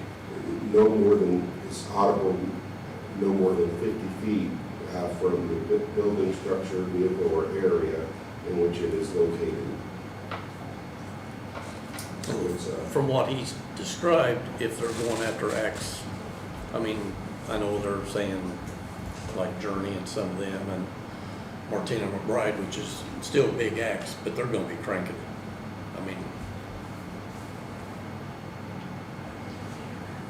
Yeah, so can I ask a question? Sure. So, kind of precedent that comes to mind is fairgrounds for that whatever week of the fair, you can hear that at the high school easily, because I can hear it in my house on Rattlesnake Road. Also, if you're talking, if this is already approved for baseball, for a 4-diamond baseball thing, you're gonna, instead of having loud noise for 4 hours, a couple times a year, 8 times a year, a baseball thing, you have loud noise from 8 o'clock in the morning to 10 o'clock at night. If you're running a tournament, and you're gonna have to make a facility like that work, you're gonna have those tournaments every weekend, plus through the night, or through the weekend. So if we're talking about length of time of disruptive noise, and it was already approved for Little League for baseball, that's gonna be much more disruptive on a long-term basis, because that's gonna start in March, because that's when they start playing, and it's gonna go till October, because that's when they stop playing 6 or 7 days a week. But if they had received a conditional use variance, if they did not develop it within 2 years, it expired. Regardless, if it was approved. Is that what But the it law, was- it's a moot point No, now. it goes away. was that the Okay, law so at the it's time already- though? Yeah. I mean, I was just trying to think, okay. There are exemptions If to you want to compare. noise that is a result of parades, school functions, sports, or band functions, or the like, is exempt from this section. So the reason why I say the 2 years expired is because we had one that came to the planning commission who had previously got a conditional use right about the time the pandemic hit. He did not develop the property within the 2-year span and was going to start developing it, and he had to come back and he rezoned the property instead, so that it would be permanently zoned what he needed it to be. So that's why that came up, is because the conditional use has an expiration date. And to So George's it's been long point, enough, I get it's it. been longer, so Yeah. it would have expired anyways. as far as the noise, he brought up like the fairgrounds, he lives at Rattlesnake, he hears it. So I mean, that's exactly Well, what I I'm don't saying. have any delusion that you wouldn't hear this, Dave. I'm Yeah. just trying to get it in my head how this is all gonna work. You got anything else? I need to read the one from the Keeps into the minutes here too. All right, Dave, thank you. So we did get a opposition letter addressed to the Board of Zoning Appeals. And this is from Debbie and Merle Keith, which is your next door neighbors, so just up the road. I'm writing to express my strong opposition to case number BZA 2024-13 located at 2499 State Highway 43, Spencer, and then gives the parcel number. Presently known as the Spencer Sportsplex LLC. To their request for outdoor events, I have lived at 2207 Freeman Road since 1987. I've talked with my neighbors on this consideration, and we are in agreement that it would be quite disruptive to hold concerts due to noise and adding to the traffic congestion. I realize that for now it might be one or maybe two concerts, but once the zoning has been changed and the property has been sold, the next owner will be able to do what they wish at any time. I also know that is a big selling point for the current owner. I also do not want the neighborhood values to decline for the rest of us. This venue is in our backyard. We live in the country for the space and quiet and enjoying wildlife. This would scare away animals as well as people moving into our neighborhood. I urge you to disapprove this proposed rezone. I know my opinions are shared by many who have not managed to attend meetings or write letters or emails. I would be attending this meeting if I was not out of town. Thank you for the continued service and support of our community. Best regards, Debbie and Burl Keith.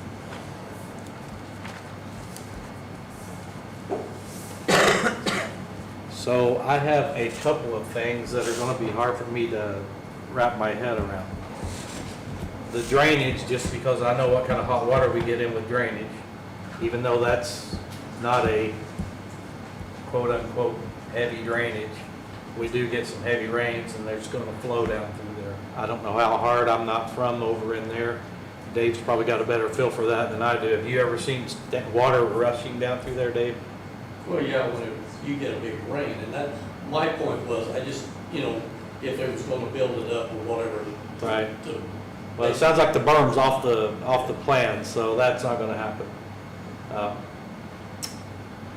The other thing is the sound, the noise, and how do we, and the lights. I mean, the lights, we would have to point them away from the adjacent property owners. That you can get away with. That's easy, I think. The sound is the problem, because that's a rural community out there, and I get what they're saying. I mean, and I don't know how we address that. I'm just putting it out there. Now, the original fence that was proposed sounds like a good idea, but if it's chain link, it's not going to block any sound.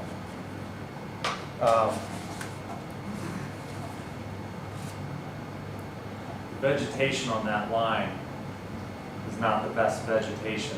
That alone is kind of a deterrent. What's that? That blue line, you said you're on the south side? Yeah. Right. Yeah, he's so up to you guys, down through here, there's like a runoff there. There's really high grass and there's water pools kind of in this area. I mean, if anyone wanted to walk, again, I can't stop anyone from breaking the law or the rules, and we're not going to promote that or want that, or we'll prosecute it if it happens. So, I don't want that to happen.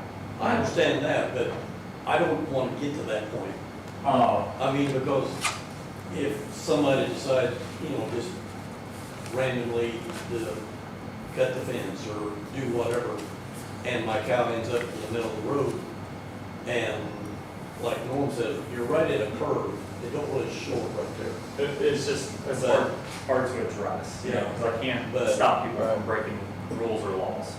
I'm not putting that maybe person on you, but that's what can happen. I mean, and like I said, we can do what ifs all night. The bigger concern for me is the sound, the traveling of the sound. And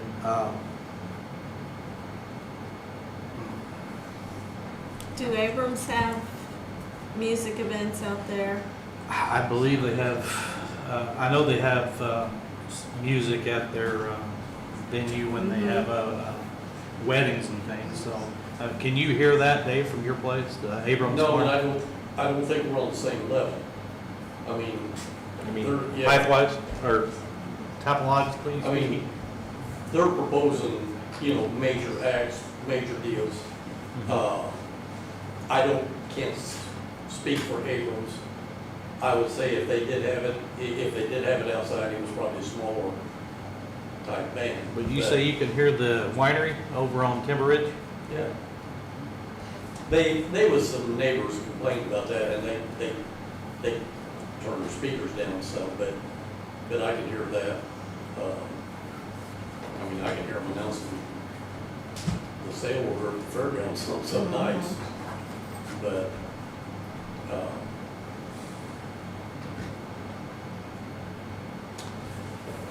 a lot of things, my point is, a lot of things start small, and in 2, 3, 4, 5 years, then we'll, you know, Right. more than just 6 or 8. We're not looking at just tomorrow, we're looking at forever. I mean, I propose a cap on the amount. Like, for example, you know, we're hoping to do 8 to 12, right? And you're right, we would love to grow, but if we grow, it's because people are wanting to be here, right? People are showing up, people are coming to the area. You know, it doesn't grow unless you have interest, and so we need to build interest. And so I know we're talking, I think right now we're kind of talking like when it grows, right? Because starting out, it's not going to be as worrisome as it may come to think, because we got to build the interest, we got to build the infrastructure, we got to bring in the sponsors. But, you know, we can say, hey, 2025, we are looking to try to do 8. You know, we're hoping to build to 12. But if your worry is like we go way beyond that to where it's just an all the time thing, I'm not against maybe putting a cap on the amount of the events. Just so he doesn't have to worry of like, we're gonna do this every weekend, if that makes sense. Yeah. Because no matter what, you're right, there's gonna be noise. There's gonna be, the only promise I can make is that we're gonna operate within the legal limit, that not past 11 o'clock. When the show's over, people leave. But the weekends, It'll be Fridays or Saturdays, pretty much always. You'll never have anything on a Sunday, nothing throughout the week. but the weekends is when I want that peace. I mean, I'll be honest with you, I'm on the road Monday through Friday.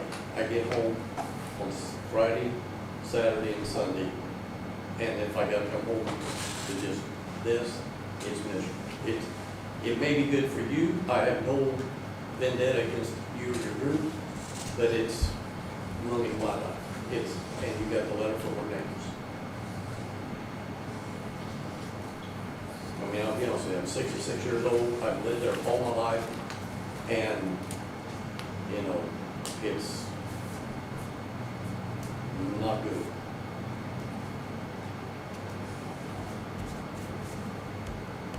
What's your favorite band? Maybe we can bring in. I'm not interested. Okay. Anybody else in opposition to this? Not many people here left. All right. Hearing no more public comment, I will close the public hearing on, lost it, BZA 2024-13. Where we at, folks?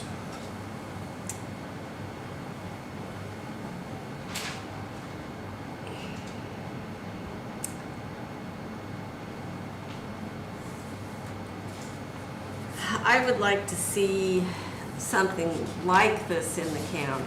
And I understand your view as well.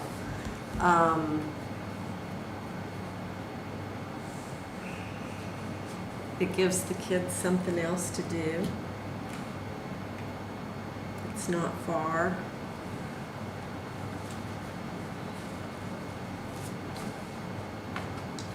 The music does wonderful things for people's lives. All valid points. Problem is, I know what he's saying, I get it. and I know what the Keiths are saying, and they're right. You're going to hear it. There is no way around it.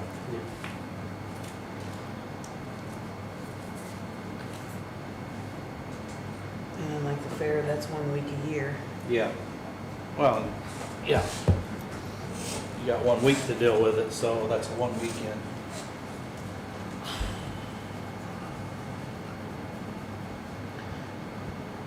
Do we have any way of getting some sort of, what's the word I'm looking for, decibel level readings of any kind from that location to Dave's and to the Keefs? There's a threshold on decibel levels where, my point being that we could control then the volume from there so it doesn't blast all the way over to his place. I mean, you guys may know more about that than I do. It's not my, I mean, there's not, I mean, when we're bringing in these places, they have requirements. Like, if you're, and again, we're not gonna start out with, well, we may, I don't know, it just depends on the sponsors we have. But if we do, it'd be just one national act, right? And I'm not trying to get anyone's hopes up because it depends on sponsors. You know what I mean? I know we got a few, go ahead.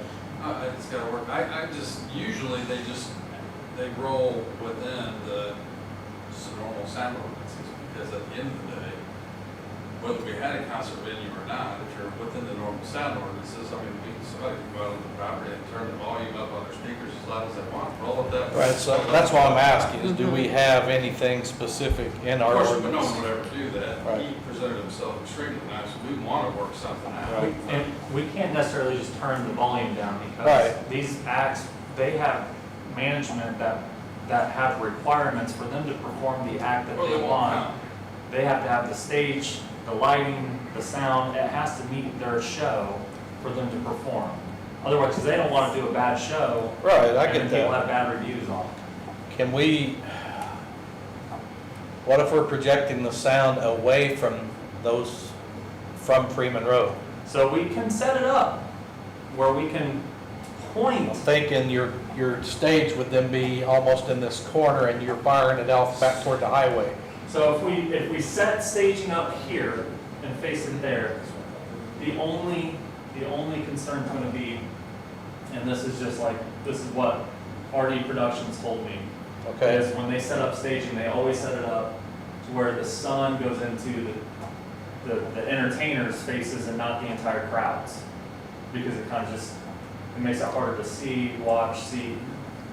Basically, you want the people that are paying to be there to be most comfortable about the people you're paying to be there. But also want your neighbors to be willing to actually let this happen. But I don't know, so you're right. We could probably bring it down slightly, right? But it's still here. Right, but I'm saying, He's talking about point the music. sound going that way, away from him and away from the But the free. portable stages have the speakers. I understand, but you would be pointing it, them. the stage would be this way, look right here. You'd be pointing it towards the sawmill. Point it You're towards. firing it off towards all the industrial property that nobody's gonna be at. Yes, I don't think that's Point any it issue. north instead of pointing it I mean, my brother thinks that's not a problem as That's far what as he where was we talking point about, it. either here or pointing it that way already, Okay. and it would be fine. And the shows don't start till later anyway. So the sun's gonna be more west. We could do that. I mean, if they were starting the shows at noon, that's a problem, because that's south, right? The shows are gonna start at 4 or 5 o'clock, it's gonna be over here. I mean, we can, so what we can do, yeah, is I guess we can set the stages maybe on the south side of the property facing in the opposite direction. Well, and even if you move the stages farther in the property, moving it farther away from their property, the sound's going to move farther away from the property. I mean, it's not my point here, I don't mean like, Yeah, it yeah. may be up here, because we have to have room for, band equipment Right. and things of that nature. But, I mean, it can't be dead center, it'd be probably somewhere at this area. Well, my point being, and you know, I'm no sound expert, but if we're projecting the sound away from It would Freeman Road help. and out towards the rock grinder and all that's not even gonna be there, that may get us closer. I still, Just put a sound barrier fence. well, that's where I'm going. So the two things that I'm thinking, Because like the state has those sound deadening walls. I will say that those are not feasible for us, because they're so expensive, like that's but not. if we had some sort of fence barrier, and I'm not talking about the big metal things like you see on the side of the highway, you wouldn't be able to afford those. No, no. But if we had a solid fence. I mean, I don't know made of what. And we had the sound going away from them. I think that gets us pretty close. Well, right now, the best thing are that line of trees, putting a chain link fence in or. Well, chain link wouldn't do it any good. Yeah, I mean, we could plant additional trees. I mean. An evergreen, real Yeah, that's gonna evergreens. take forever. I mean, Bamboo grows nice. Is that It's not Monroe. It's thick. In the head. What about a sound engineer, have some, maybe, wanna not make a decision and have them do like a sound thing and test the sound before you make a decision? So try this on for size, folks, and, you know, I'm no expert, but I would like to see exactly that. I want to know, I'd like to continue this, table it if you will. Can we table? Continue. Continue it. I'd like to continue this to another meeting, and here's what I'd like from you guys in the interim. I'd like to know, given that we're going to project the stage sound away from Dave's property and the Burl Keith property, I'd like to know if we can get a reading. Dave, are you okay with them coming to tell you and maybe come out into your field? I'd like to know what the decibel level is, with that being the situation, before we ever talk fence, what the decibel level is at halfway across Dave's farm. The sound engineer would likely know about what level Right. will be coming out. Well, what I'd like to see is that when he goes into a building on his place, he might hear the bass some, but he's not going to hear it good enough to be able to hear it. We can do all that, but I'm trying to figure out what our target would be, because I believe he's gonna hear it no matter what. Like, I'm just being, that's why, like, we're trying to get a decision today, because for us to do what we need to do, we're out of time. We have to get this up and ready if we're trying to do anything in 2025. So we can do everything you're asking, but it's not going to satisfy. He's right, he's going to hear it. So the decision just really has to be made for exactly what it is. Now, we can point it away and help, but it's going to be what it's going to be. The sound engineer would let you know what the decibel level would be projected to be at, given the type of venue, given the direction. Sound engineers, that's what they do. So I was trying to explain the sound engineer. Right. I don't have a decision.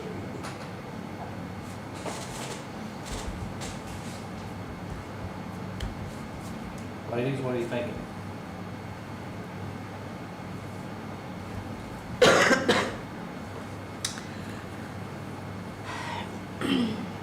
I would like to make a motion to approve the variance with communication between the neighbors, satisfaction, noise limits, and I don't know how to determine those. I know that the ordinance goes for the county is 11 p.m. 11 p.m. You had made a comment that you wouldn't be performing after dark. Yeah, so the Cedar Creek, so starting out, we'd like to do, similar to what they're doing. But again, if we can get the sponsors and we can get a national act, it's 11 p.m. We can have everything wrapped up by 11 p.m. because the show can end by 10:30. But if The goal is to do one national act every year. Yes, The so- national act will run a little later. The normal acts will close out at 9 p.m. it's going to be like, I want to know how to solve those, because it's Well- just, it is. it's gonna Well, be- and the lighting, I think, should be faced away Yeah, from the that's- residential area that's towards the industrial. This is part of the industrial area it is, isn't it? Well, I mean, Franklin's. everything coming up to it on 43. Yeah, that's not a build, So everything, speakers and lights and everything would be pointing north, the way we're describing. yeah. And That's doable. Kind of. Because if you look at acts, they have speakers pointing at them so they can hear their stuff. Yes, They don't have there's stage, usually they have- a they've trailer and a backdrop. But they've got As a speakers stand pointing somewhere. at the Yes, singers. the main speakers for the audience would be pointing. Which are the ones that are the most audible that carry the most. So Beth, you're making a motion to approve the conditional use with condition of sound? Sound, put the sound towards the north, the lights towards the north. And can that be unshielded lights towards the north? Does it Again, need to be? From a technicality standpoint, again, if they have lights within the stage pointing out the backdrop's going to prevent that from light trespass. But I don't want to get into a technicality later where we have an issue. Just wanted because- everything to go yeah. right way up front. Well, what we're looking for is the light not blowing into the adjacent properties. You're not wanting light I trespass to want the the south. light, I want the light To and the sound south. going the same To the direction. south, So exactly. no light trespass to the south. That I can. South and, Well, when you mentioned like evergreen trees, cedar trees, whatever, how big are you talking? Because I mean, if you get one that's I'll be Yeah. dead in time, it doesn't even. But if you bring in, 10, 15 foot or whatever. Yeah, I guess it depends on what. I was gonna, we gotta, I mean, they're pretty tightly stacked right now. I mean, I don't know if they'll grow with the It would root be systems. Filling gaps. Yeah, and so we purposely left trees on the But the property. trees that you left, I mean, I appreciate that, but eventually your half of the fence needs to be rebuilt. And part of those trees has to come out because your fence sucks, so get honest about it. Because I rebuilt mine half a couple, 3 years ago, but the trees themselves, unless, it's gotta be more than maybe 6 or 8 feet, whatever you left there to really deaden the sound. No. Unless you get into it. What I was saying is, we left trees in the center. And our idea was is to not have to, because, I mean, it's a process getting mature trees in, it's ridiculous. So our idea was is those trees grew straight up and not out, so they would make pretty decent shade trees, you know what I mean? And our idea, hoping that they would live, is that we could pluck them and replant them on the property. And I think we left about 7 trees right there. You kind of see them. They're full size. Yeah, they're They're mature trees. They're They kind of just were just- thin because it was in that thick. area. you're thinking about taking them up and moving them to the property line? I mean, originally we are gonna try to put them for shade trees so people would have, nice areas because they're just gonna grow outward rather than upward. But if I need to, I mean, you could, if you drive to the property or you kind of see here, there are a lot of trees. I mean, it's pretty tightly packed. I mean, I can move some in here to help fill gaps. I just don't know if it's gonna really, I don't think it's gonna make that much difference. that's what I'm, That's the hard part is I don't either. Yeah. Music just travels. it's gonna travel. That's my motion. So can we repeat her motion, or can you repeat your motion entirely? Based on what I got was a motion made by Beth to approve the conditional use with the condition of sound towards the north and light towards the north with no light trespassing to the south. All right? Yes.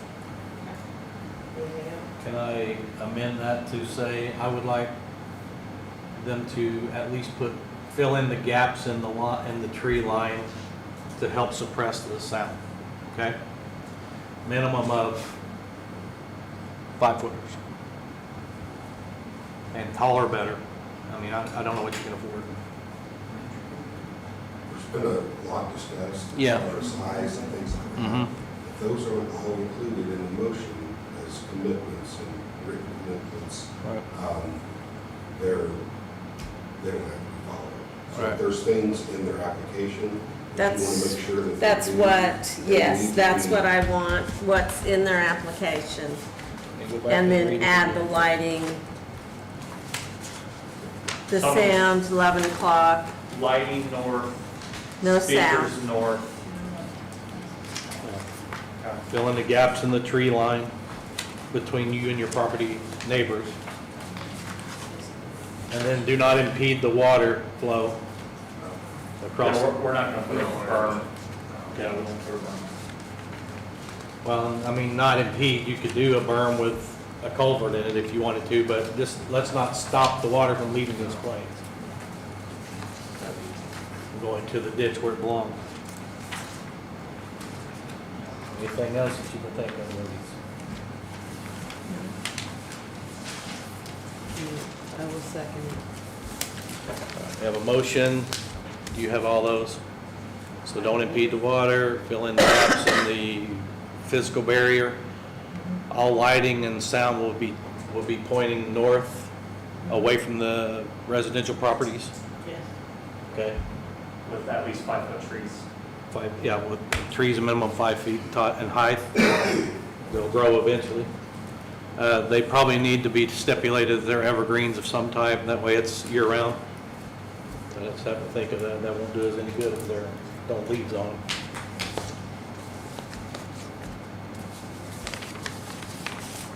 You guys are okay with that, Nick?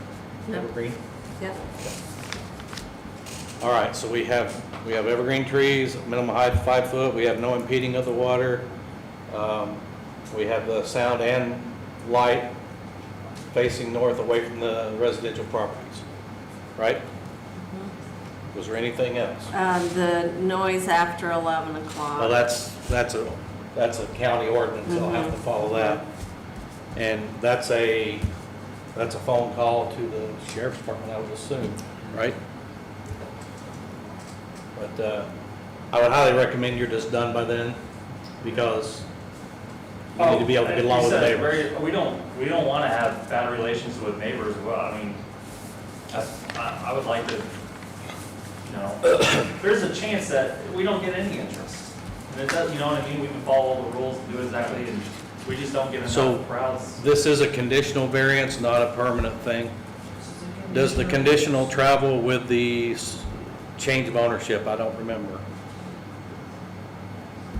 So if they sell it tomorrow, are we right back at square one? My understanding was that it travels with new owner, assuming that it's implemented in the 2-year timeframe. Right. So that's the only stipulation within the 2-year time frame?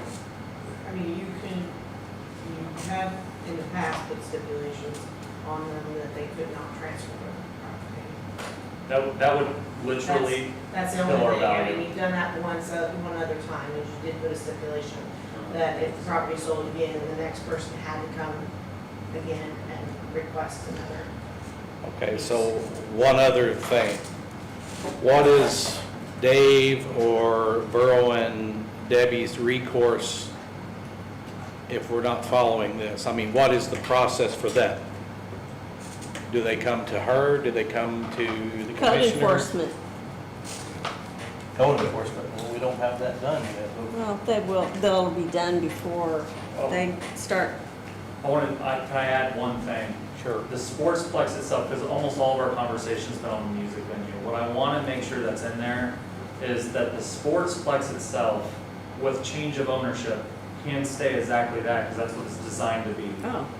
You see what I mean? Yes. So, and that's why we're here in the first place, because we got a letter 6 months after we purchased this building saying, hey, you don't have zoning. And I'm like, so I don't want to ever run into that again if I So ever.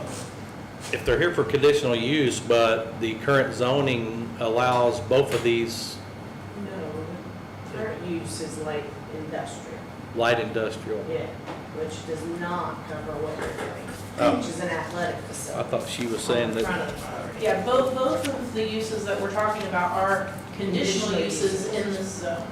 So that is, so. but we're not changing it from industrial to something else. No, We're not just giving them a really. conditional This use. is Okay. just a conditional All right.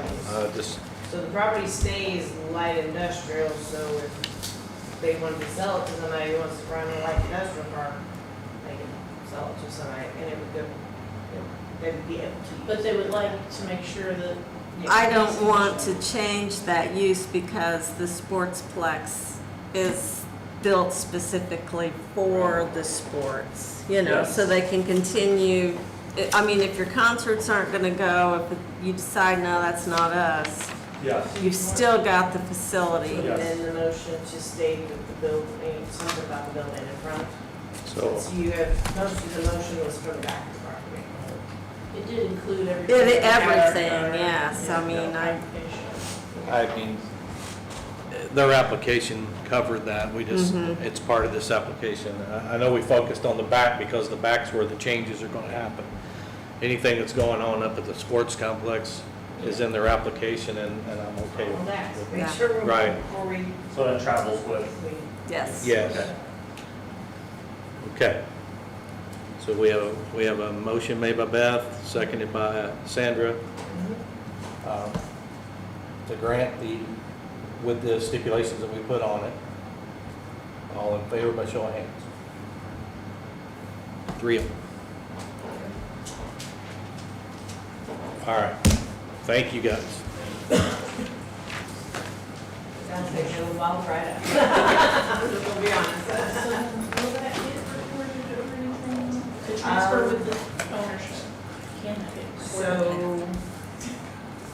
the recorder's office will not record these anymore because they do not have a full legal description. So we need to attach the full legal description with this property so that it can be recorded because they will not record these. He's got one more thing. Yeah, we got one more, yeah, she gotta go to the bathroom. Okay, go ahead. I can wait a minute. We've been here all night, so you Yeah, gotta go, we'll take 5 minutes. You know, and I didn't wanna upset, Document. We are gonna take a 5-minute break, folks. Everybody says that, but. I mean, I own property everywhere, so I don't, Situation Yeah. again. radio comes along. I So just- when I get this done, I will attach the legal description to it so that you can record it. I'll make sure the recorder's office has sent me what I need to provide to them so that it can be recorded, documents may be recorded. These forms don't have all the information on it. So the legal description is the biggest key to it, is that shows where that is. Shows what to attach it to your recording device. Yep, that makes sense. So I will get that done, I'll work with, Dana, for legal, making sure that it's correct before I give it back to you guys. Thank you so much. Okay, thank you. Hey, good luck, we're gonna come to the concert. Hey, dude, make sure you talk to your neighbor. Yeah, a lot easier. I agree. Yeah. You know, I was hoping I could give out free concert tickets, you know what I mean? Just support the community. Absolutely, that's I mean, it's this community that's gonna show up, so hopefully it does well.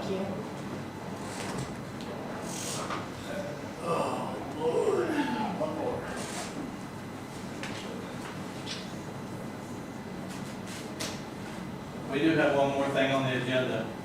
Yeah, I know, You're you can't interested. leave. I'm not leaving Oh, either. okay. I was gonna see, Wisconsin. I'm not sure to catch a We good? skedaddles.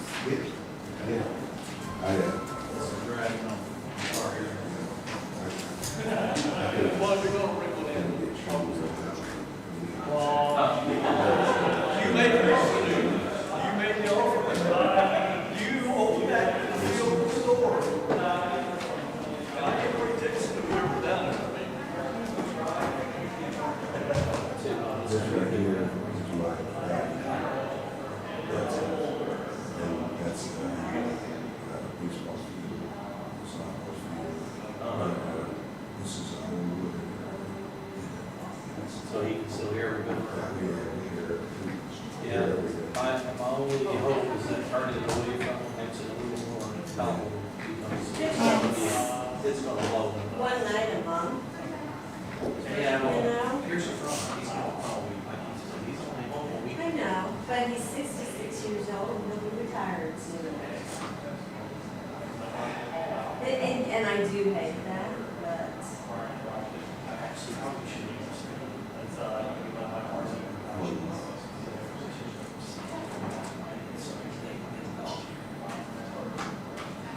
Rather than worry about. Yeah. No. No. Still alive, they're all alive.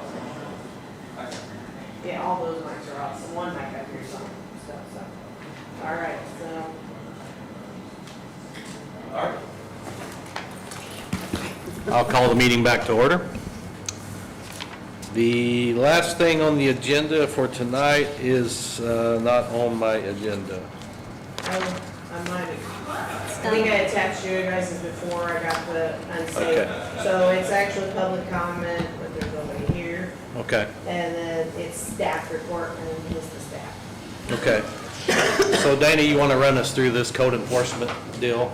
Yeah, I sent the email out Right. to everybody explaining what it is. In creating the unsafe building and premises act code for the county, part of that is there's a hearing authority in there.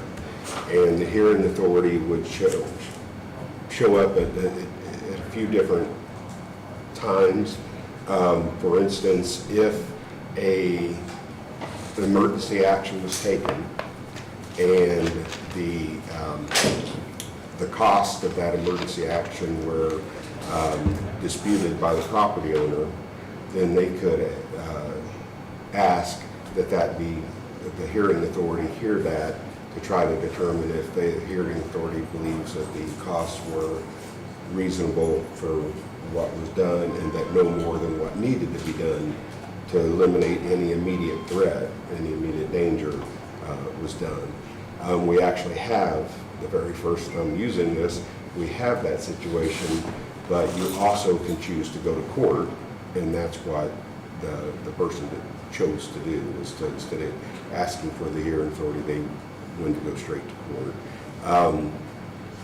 So the amounts of hearings I think there's going to be is probably very limited, especially up front, mainly because the county, one, doesn't have the code enforcement officer yet, and two,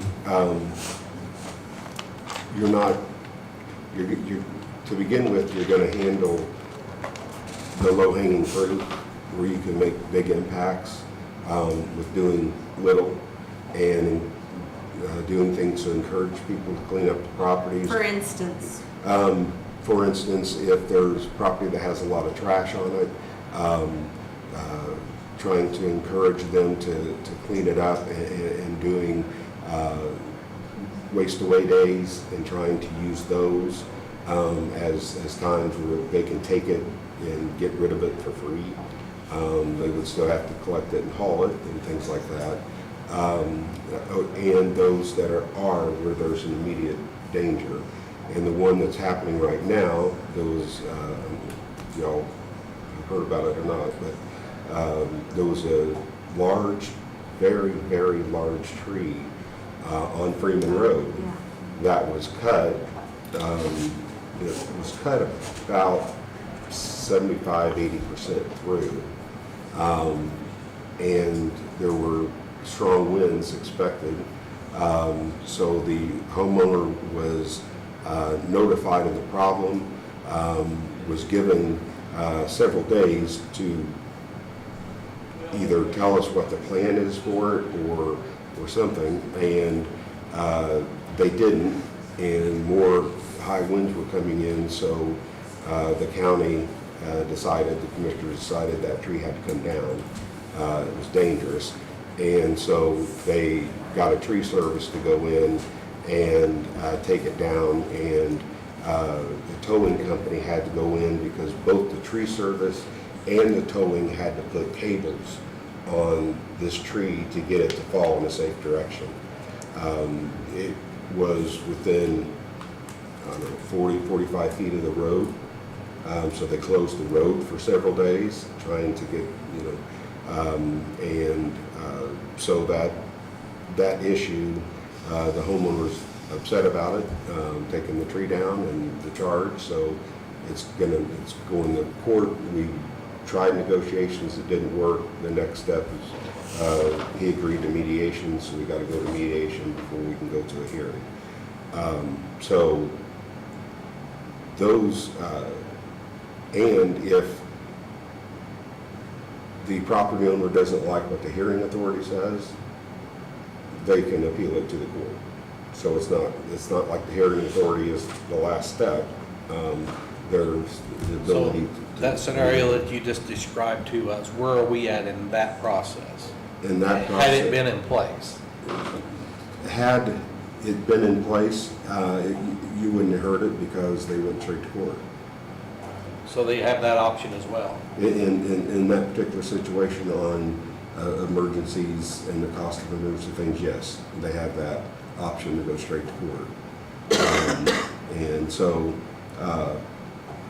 So then how would we get involved? Just if they wanted to appeal the decision? Well, if they could have chose to come to here and Okay. said, hey, we want you guys to look at these invoices and look at what work was done, and was the work needed, you guys would, there'd be people who would, the tree service people, the EMA director, the whomever would come in and say, we believe this to have been a concern because of X, Y, and Z. And then you say, okay, what is the least possible that could be done to eliminate the immediate threat? And so, if you agreed in this case that it was getting the tree on the ground, then the next question would be, was the charge that was made for that, that the county paid, was that a reasonable charge and should be charged to the property owner or not, or should it be modified? So how would we be able to determine that? Would it just be by talking to the people that comes to the meeting? It would be. You see what I'm saying? The county would have the burden of proof to prove to you that there wasn't, in this particular case, taken as an example, the county would have to prove to you that there was immediate danger. And then they would have to prove to you that they did the minimum possible to remove the immediate danger. And then they would have to prove to you that those costs were appropriate. So they would have to, might have to bring in expert tree service people to say what, that yes, this was the going rate, whatever they want to do to provide proof. They have the burden of proof. You don't have to go and decide yourself that, well, do I think it is or not? You listen to and if the county doesn't meet the burden of proof that you want to accept it, and you don't think that it was right to do that, then that's when you'd say, no, county, you go against the county and say that the county went too far. They spent too much money doing it. They shouldn't have done it in the first place. And the reason they want the BZA is because it's community people. There's 3 community people appointed by the commissioners, 1 community person appointed by the council, and 1 from the planning commission. And so the thought is that it should be, it's kind of like a jury of your peers, so to speak. It's more like, and I guess that's a good comparison, it's more like a jury. Do they, and again, the burden of proof would be on the county to say, hey, this is what we believe. Let me ask you this. Let's say 6 months down the road, this is taking up the lion's share of our meeting. I mean, can we revisit it and say, guys, we can't dispense all this and what we normally have in a meeting, and we're not interested in doing a second meeting each month? Right. I'm not anyway. I don't know about you guys. Right. I mean, well, I guess what I'm asking is if we get to that point, can we say, hey, this is what we signed on for? If we're amending the ordinance to include the BZA, the ordinance could be amended again to put it somewhere else. And it may be that, I don't honestly think there's going to be that much change, but if there is, then that's something that, would have to be considered. And maybe at that time, a new board should be developed just for that. Well, I mean, purpose. and tonight's not a typical meeting as far as the amount of applications we have, but it's 9:45. Right. If we had 3 of those, I don't want to be here till 11, 12. Well, planning and zoning is a sore spot with a lot of people in the Right. community. It is. And I don't want to be the bad guy. And I don't want anybody coming to my house with pitchforks and torches either. So I'm not interested. We're volunteers, I mean, we're not. So the other thing is that in a lot of these cases, it's like an appeal of the decisions we make in the office. That's what you're going to be deciding is, were we right in our opinion of it? That's what that code enforcement person is going to be making that determination. If or when the council ever approves that money, that's what that person's going to do. They're going to determine, and currently there's over 90 complaints of all different kinds. Some are houses, some are just trash, what someone considers junk, what someone considers trash. It can be over cars. Most of the time, the people either will ignore us currently, or they will try to negotiate with us to, but when we have people calling us day after day because we haven't done enough to remedy the issue that neighbor has with their neighbor. We have one currently that we are going on 20 years, has been an active complaint, 20 years. And the neighbors are upset. Well, and then my fear is if I don't make the decision that neighbor wants me to make, they can find where we live. What if the decision that you made here tonight, you well, made a and they couple- may hate me for it, but, Right, I mean, I don't want to get involved in it. I just don't. And the council has said that they refuse to fund the position unless the commissioners change the ordinance to include the BZA, or I guess I'm trying to It wasn't create the another thing. BZA, it was somebody else to Yeah. answer to other than the commissioners or the attorney, right? So, Yeah. And most counties are the BZA. which Well, to me is an most places overstepping are of the easy. bounds of the council. I know this is a public meeting, and I'll say it, I'm the commissioner's attorney, that to say that you have to change an ordinance, because it's under the purview of the commissioners to create the ordinance, or we won't fund this position, and they actually specifically said that, it's, they've, in my opinion, legal opinion, they have totally overstepped their bounds as the county council. Well, I know too that Gary had said that he had talked to the judge and everything, and they didn't have a problem with that, but I don't think you look and see how that affects on down the line with the clerk's office, and because that puts a lot more paperwork on the clerk too when you've got any of those things going to court. But they can sue, I mean, you can sue anybody for exactly. anything, and the thing is that when we cite someone, they have we cannot give them any less than 10 days to clean it up, and no more than 60 days to clean it up. So most of the time, the department gives them 60 days to clean the mess, whatever it is, up. We have other situations. We have houses that people have complained about, but we had nothing we could do about them. We do now. We do have the opportunity to, try to get some of these houses that are not livable. I mean, we have at least 3 right now that are not livable at all. They've been, either been unfit for human habitation by the health department and been set vacant for a good 5-6 years. One that I noticed, and I've mentioned this one a couple of times, is there's one on 231. The roof is literally falling in.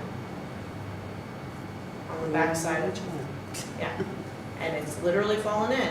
And if someone were to walk into that house, it's a danger. I have some neighbors by the name of Paul and Vicky Purcell.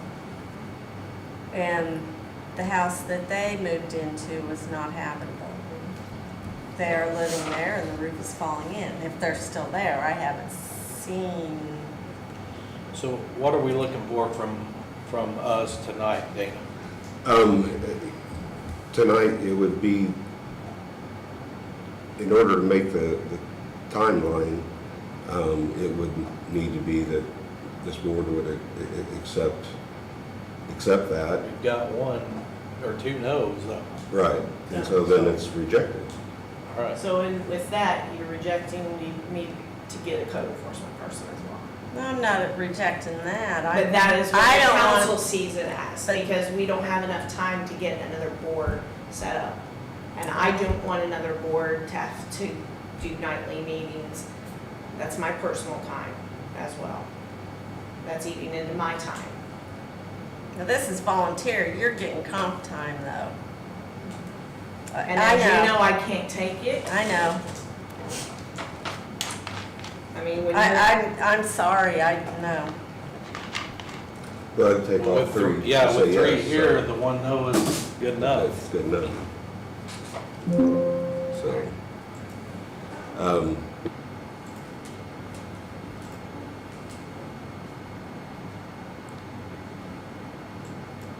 I guess it could be continued to the I mean, next I hate to meeting. speak for 2 people that aren't even here as Right. well. So, But since tonight, there's no official, so there's no yes or no, so unless something else is figured out between now and the next BZA, I'll just bring it back next month and That's we'll fine. talk about Is it. that At least okay at with that you point, guys? we'll have time to think about it too. Right. Yeah. Instead of Yeah. being blind. And what I can do too, between now and then, is try to give you a little write-up of the different scenarios where the hearing authority would be involved. And like I said, the one I gave is one that they can choose courts or here, and they choose courts. But then, so. okay, so we've got, are we off? Are we still? No, you're still up because he has not adjourned the meeting. I know that gentleman was not very happy about that, Right. and he was harassing some people, and the sheriff had to be there. Are we talking about Well, and This he's also this sued the, situation? Okay. he's also sued the sheriff, and we have a hearing tomorrow at Right. 1 o'clock, Right. so. Well, But for tonight, I'm ready. Let's move it to the next meeting. And if you guys are okay with that. With that being And if I get it said, resolved before then we'll Okay. just take it off. and then, motion to adjourn. Motion to adjourn. All right, we are adjourned. Thank you.